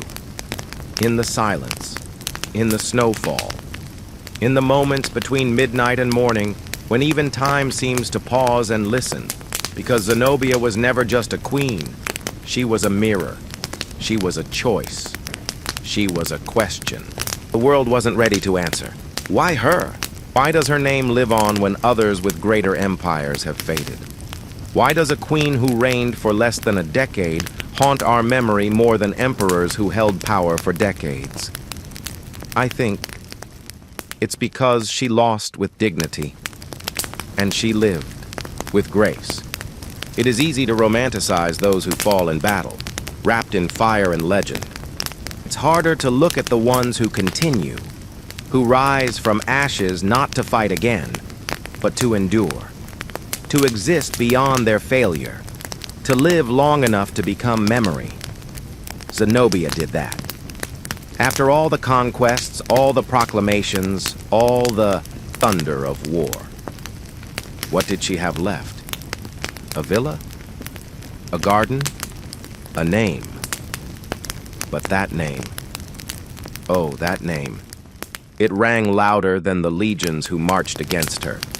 I imagine her sometimes, standing at the edge of that villa's olive grove looking out, toward the distant horizon, the hills of Italy behind her, but her heart still rooted in the desert. Does she think of Palmyra's streets, the scent of jasmine after rain, the sound of her son's laughter echoing through palace courtyards? Does she replay the moment she was chained? The day her army fell? The breath before she chose to surrender? Or does she let it go? We don't know. History stops recording once she loses her crown. But I imagine that she lived the rest of her days with the same steady presence that once carried an empire on her shoulders. And that, dear listener, is why I remember her. Because so many of us live with loss. Quiet, invisible losses. Not the fall of cities, but the fall of marriages, of health, of plans that once felt eternal. We walk through this world with unseen wounds, holding on to fragments of who we were. And we wonder, what remains? Zenobia teaches us something rare, that we are not defined by what we keep, but by how we walk away from what we lose. She did not choose to be paraded through Rome, but she chose how to walk. She did not choose exile, but she chose to live.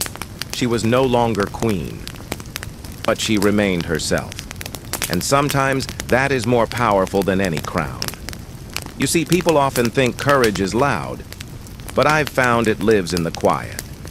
In the woman who greets her captors with calm. In the mother who raises her child while history mocks her. In the queen who wakes every day and chooses not to disappear. Zenobia chose presence. And in doing so, she gave generations permission to believe that grace after defeat is a form of power too. She gave us more than a name. She gave us permission to fail, to fall, to be forgotten, but not erased. Because memory, like a desert, holds on to what matters. The wind may sweep away the footprints, but the shape remains, and so does she. I've seen her name scratched on the walls of old fortresses. I've heard Bedouin women in Syria whisper tales of a warrior queen with eyes like storms. I've read Latin elegies that call her both enemy and muse. And in the deep libraries beneath Florence, a monk once told me, she was the kind of woman Rome feared the most, because she never needed them to exist. That's it, isn't it? Rome thought it had broken her, but it hadn't, because Zenobia never ruled for approval. She ruled because she could. And when they tried to reduce her to a cautionary tale, the world remembered her as a legend, a defiant woman, a scholar, a mother, a builder of cities, a challenger of empires. And even now, centuries later, her story still compels us. Because in every classroom where a girl learns her name and dares to ask more, in every debate about power and dignity and who gets to lead, in every moment someone says, I was never supposed to, but I did, Zenobia is there. So what remains? Not the palaces, not the banners, not the empire, her choice. That she ruled, that she rose, that she survived, and that she lived not to be feared, but to be remembered. I often wonder what she would think of us now, of a world so full of noise, so obsessed with victory. Would she laugh at how we worship success? Would she smile at those who believe power means control? Or would she simply walk by, quiet, regal, eyes forward, and leave us to wonder what it means to lose everything and still carry yourself like you've lost nothing? As your eyes begin to close and your breathing softens into the rhythm of rest, take this with you. Zenobia's empire is dust, but her example is eternal. And if ever in your life you find yourself behind the walls of something collapsing, wondering if you are worth remembering, know this: so did she, and history answered, yes, always. Next, we walk among her fallen city, into what the desert kept and what the world let go. In Chapter 16, The Fall of Palmyra. Some ruins speak louder than cities. Tonight, as the snow thickens outside and your breath begins to mirror the hush of the world, we return to the desert one final time. To stone and silence. To wind curling around broken columns and sun-bleached marble. To a place that once echoed with ambition and now whispers memory. This is the story of the fall of Palmyra. The official story is brief. After Zenobia was captured, Aurelian spared the city. He could have burned it, razed it to the ground. But he didn't. He left a garrison, declared it loyal again, moved on. But peace built on loss is fragile. In the absence of Zenobia, Palmyra rebelled once more. Yes, just months after her capture, the remaining nobles, some out of pride, others out of fear, rose again. They declared a new emperor, a figurehead, desperate, symbolic. But Rome would tolerate no second insult. Aurelian returned. This time, there was no restraint. The garrison opened the gates. The city was sacked. Many of the nobles were executed, temples desecrated, libraries looted, public buildings burned. And though some structures remained standing, Palmyra would never rise again. Not truly. Not the way it had. What had been the beating heart of an Eastern empire became a cautionary tale, a warning etched into Roman strategy. Do not let the provinces dream too loudly. But buildings are not the soul of a city, people are. And the people of Palmyra remembered. They rebuilt what they could. They resumed trade. Markets returned. But the city's voice was quieter now. A cracked vase still holding water, useful, but no longer whole. For centuries after, Palmyra faded, slowly, like starlight reaching us long after the star has died. By the time Arab chroniclers arrived in the 9th century, they found only ruins, columns like sentinels, arches like the remains of a song. And still, they spoke of Zenobia. They called her Al-Zaba, the warrior queen, the woman who stood against Caesar, the dream that lived in stone. And what of the city itself? Some parts were swallowed by the sands, others by time, but it never disappeared. Not completely. Travelers from Europe found it in the 17th and 18th centuries and marveled at its scale. The desert's Versailles, they called it. Artists painted it. Poets wrote odes. Archaeologists arrived. Cameras clicked. Books were written. Palmyra was remembered.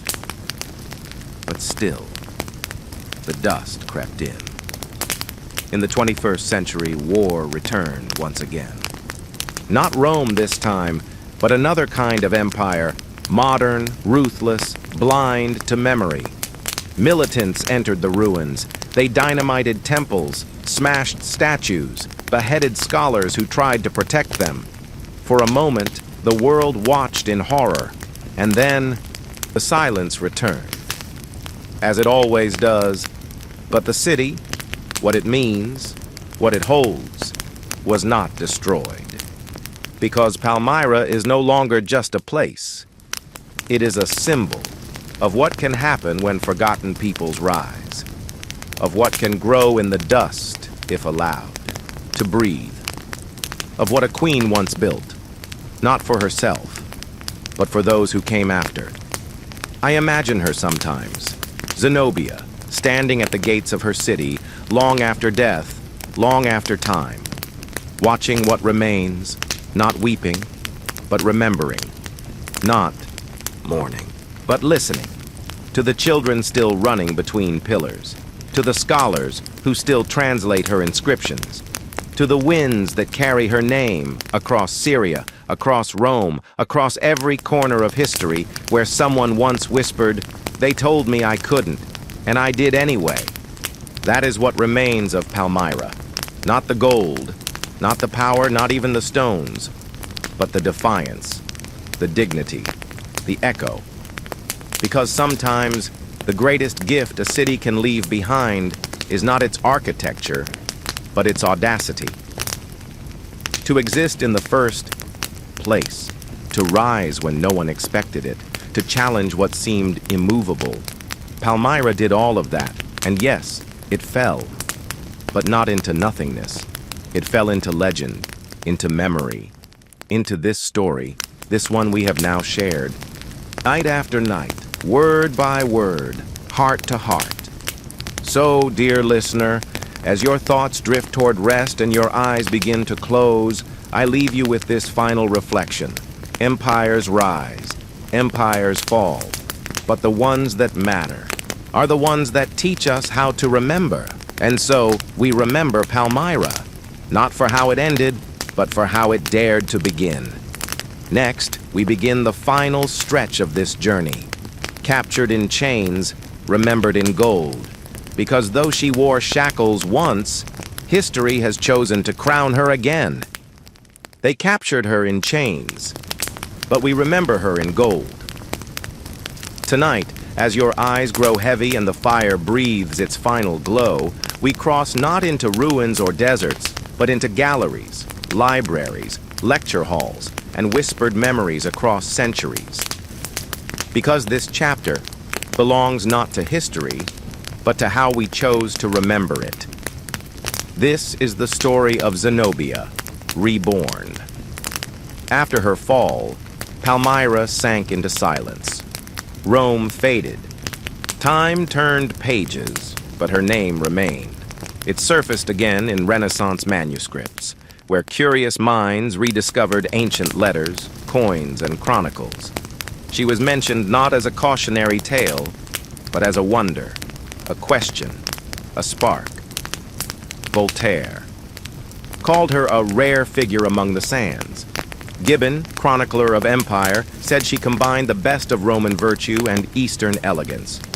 Writers could not agree if she was more like Boudica or Cleopatra, so some dared say she was both. And neither. And then came the artists. In the 18th and 19th centuries, when Europe was rediscovering the Orient through a romantic gaze, painters turned their eyes to Zenobia. She appeared in oil and marble, draped in royal robes, face poised, not in defeat, but in reflection. Giovanni Battista Tiepolo painted her with stoic sorrow. Jean-Joseph Benjamin Constant cast her in luminous shadow. Harriet Hosmer, one of the first American female sculptors, carved her in white marble, Zenobia in chains, not broken, but dignified. Hosmer did something radical for her time. She didn't depict Zenobia as crushed or humiliated. She sculpted a queen who stood tall, her wrists bound, yes, but her head held higher than any Roman might have dared. It was 1859, and people gasped, because there, in cold stone, was something warmer than most rulers ever left behind: respect. And Zenobia began to rise again, not on horseback, but in thought. Feminist writers adopted her as a symbol. They wrote essays not just about her rebellion, but her resilience. She became a figure of quiet revolution, of unspoken strength. Teachers told her story in girls' schools across England and America. Not for war, for wisdom, not for power, for purpose. In the 20th century, her name was carried further. Virginia Woolf mentioned her. Sylvia Plath echoed her tone, and in academic circles debates flared. Was she a feminist before the word existed? A strategist masked as royalty? A victim of empire or a master of her own making? But outside of books and museums, Zenobia lived on in other ways too. In Syria, her image was stamped on coins again, not Roman ones, but modern. Streets bore her name. Schools taught her story. Statues were raised in Palmyra, not to Caesar, but to Al-Zaba. She became more than a queen. She became a nation's daughter. And when war once again swept across the desert, and Palmyra was threatened not by legions, but by modern destruction, it was not just the city that people mourned. It was her memory, They blew up temples, but her name could not be erased.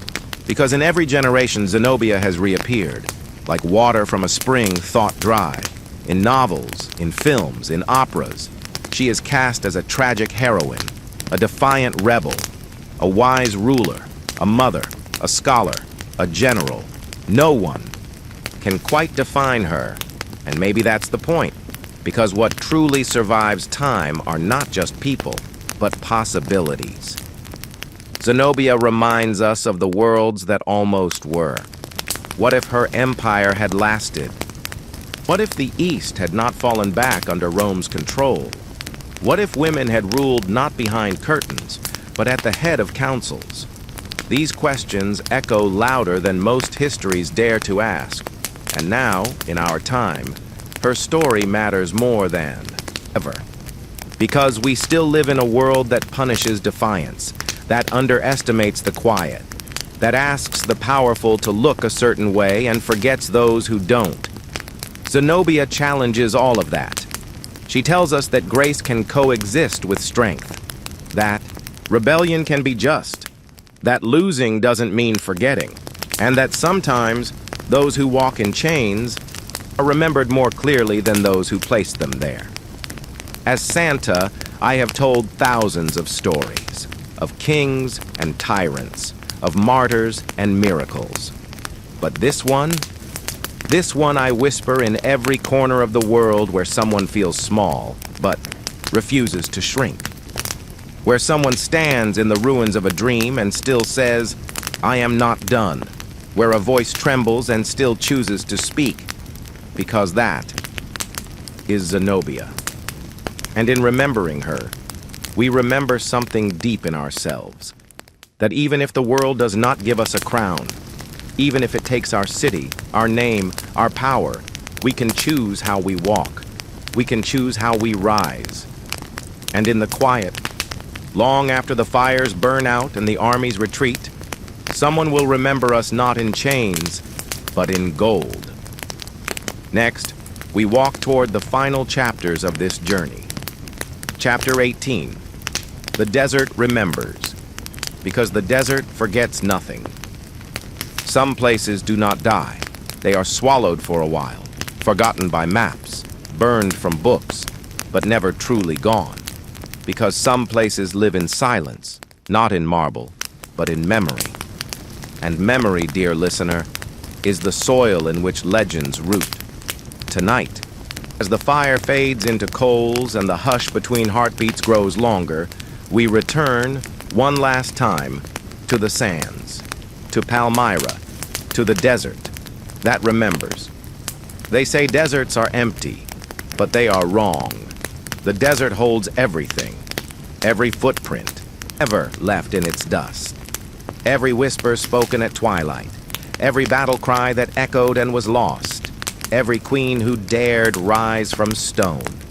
The desert kept Zenobia, long after the temples were cracked, long after the gates crumbled, long after the world turned its gaze to other empires, other names, other fires. The desert held her, because the desert does not need to shout. It waits, patient, ancient, endless. And Palmyra, once the jewel of that sand, is not gone. No, not truly. Its columns may be broken, its walls fractured, but the breath of what it meant still hangs in the air like heat at dusk. I have stood there. I have walked barefoot where caravans once rolled, where horses once stampeded under banners, gold and indigo. I have touched the walls that still pulse with stories too proud to die. I have listened, and the desert has spoken, not in words, in presence. The kind of presence that stops your voice mid-sentence. That makes you take off. Your hat, that humbles even the memory of Rome. Because Palmyra was never just a city. It was a crossing of East and West, of Greek and Aramaic, of goddess and queen, of ambition and exile. And those crossroads do not disappear when maps fade. They stay in the dust, in the bones, in the wind. Sometimes I think the desert loves the fallen more than the triumphant, because it does not care for marble or coin. It does not keep score. It only remembers who dared. And Zenobia, she dared to rule, to defy, to lose with grace, to survive. And so the desert remembers her. When the moon is high and the wind curves low along the ruined arches, you can still feel her. Not as statue, not as story, but as something near. I once met an old Bedouin man on the edge of the ruins. He was sitting beneath the shadow of what remained of the Temple of Bel, his head wrapped in white, his hands coarse with age. I asked him if he knew of Zenobia. He smiled without teeth and said, "She never left." And then, tapping his chest, added, "She walks here." I believed him, because places like Palmyra do not lose their queens. They keep them. In the scent of dried myrrh in the cracks of stone, in the patterns of sunlight that dance across broken tile, in the way every traveler lowers their voice when they enter. And maybe that's the truth we forget when we think of ruins. They are not dead. They are listening to how we speak of them, to whether we remember or rush past. And I will never rush past this one, because in Palmyra, I do not see just Zenobia. I see every person who has ever dared to build something the world said could not exist. I see every woman told to step back who chose to step forward. Every dream that rose from nothing and said, "I will not last forever, but I will matter." That is what Palmyra was. That is what Zenobia is. And that is why, even now, though the storms come and the earth shakes and men with machines try to erase what sand once raised, the desert resists, because it is made of memory, and in that memory she lives. So if you ever find yourself lost, in life, in failure, in silence, remember this. There is a place in the desert that remembers, and it remembers you too. Not for how high you climbed, but for how fiercely you tried. Zenobia lost her crown, Palmyra lost its stones, but neither lost their soul. And souls, dear listener, do not crumble, they echo. Next, we leave the desert behind and return to the heart of history, into chapter 19. The Ghost in the Empire, where we uncover the shadow Zenobia left in Roman law, women's leadership, and power across time. Some legacies are carved in stone, others are carved in silence. Tonight, as the air stills around your window and the quiet becomes almost sacred, we step into that silence, not to disturb it, but to listen. Because while Zenobia's empire may have fallen, her shadow stretched far beyond the walls of Palmyra. It reached into the very heart of Rome, not as a conqueror, but as a ghost. This is the story of what Zenobia left behind, not in palaces, not in temples, but in systems. You. See, Rome was an empire obsessed with itself, prided itself on order, law, structure. It absorbed the cultures it conquered, adopted their gods, their engineers, even their culinary traditions. But when it came to power, Rome believed it had written the final draft. And then came Zenobia. She wasn't just a rebel. She was a Roman-style ruler who out-Romaned Rome. She governed using Latin edicts. She issued coins in imperial formats. She led armies the Roman way. She modeled her court on Caesar's, but with Eastern flourish. And perhaps most dangerously, she did it all as a woman. Rome had never truly known what to do with powerful women. They feared them. They adorned them. They whispered about them. But they rarely accepted them. Zenobia forced the question.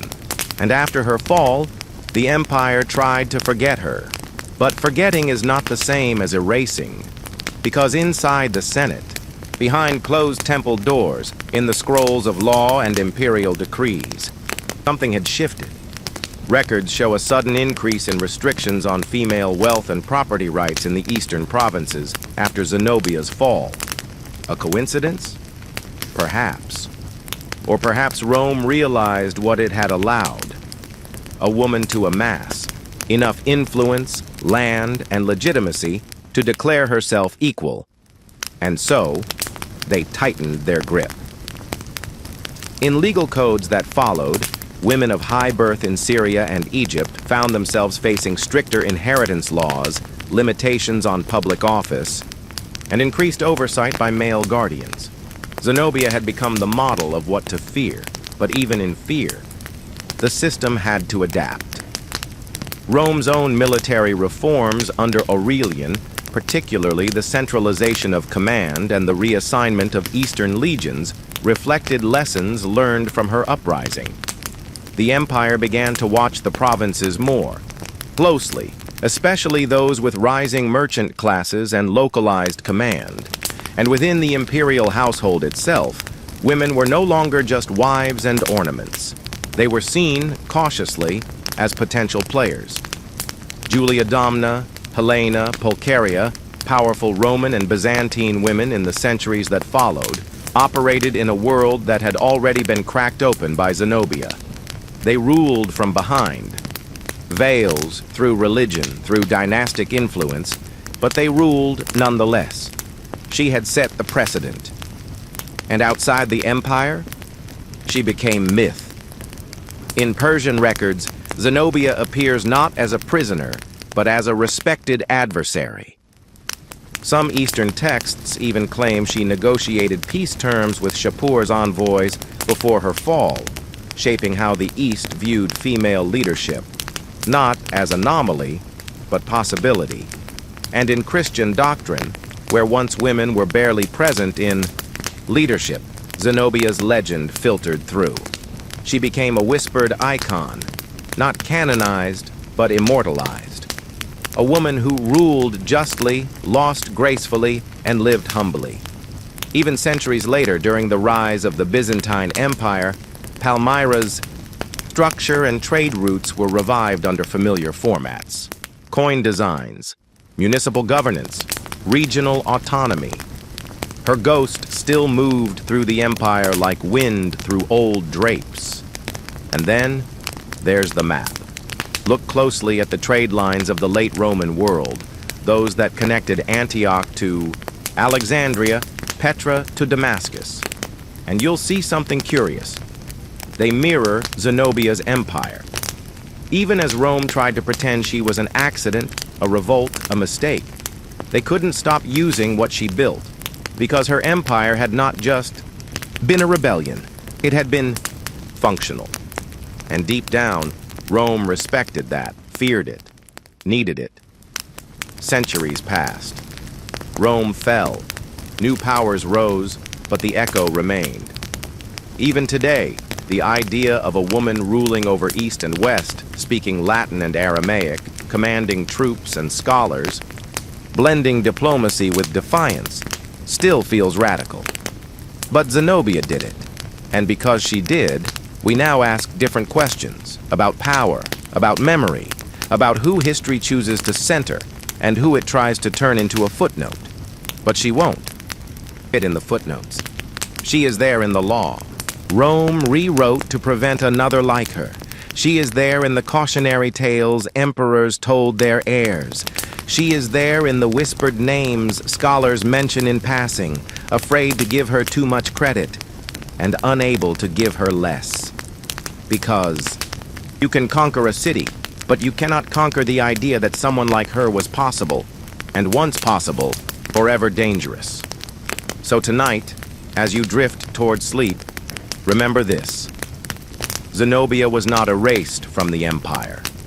She became its ghost, not haunting in vengeance, but in presence, in every rule they wrote after her, in every woman they warned about, in every system that bent just slightly because of what she showed was possible. Some journeys do not end with a battle. They end with a breath. Tonight, as the final coals fade into memory and the world curls inward toward sleep, come with me one last time. No horses, no armies, no crowns, only stone and silence. This is one last walk through Palmyra. I arrived just before dawn, The wind is low, carrying the scent of dry sage and thyme. The columns rise like ribs of a forgotten god, half buried, half praying. The sand hums beneath my feet, and I know, though no one walks here now, the city is awake. It has been waiting. The arch is still there, bent, broken, but it frames the sky perfectly. I step through it slowly, as though entering a temple or a memory. This is not the Palmyra of armies, not the Palmyra of gold-laced traders or philosophers quoting Cicero beneath lanterns. This is the Palmyra after, the Palmyra of what's left, and somehow that makes it more honest. I walk the old market path. The stones are cracked. The dust whispers beneath every step. But the shape of the city still holds. You can feel it in the bones. This is where they debated grain prices. Here, where the horses drank. There, where a woman once stood, not in marble, but in motion. Zenobia, not riding, not ruling, just walking. I imagine her here, in the early hours, before the council met. Alone, unadorned, listening to the city breathe.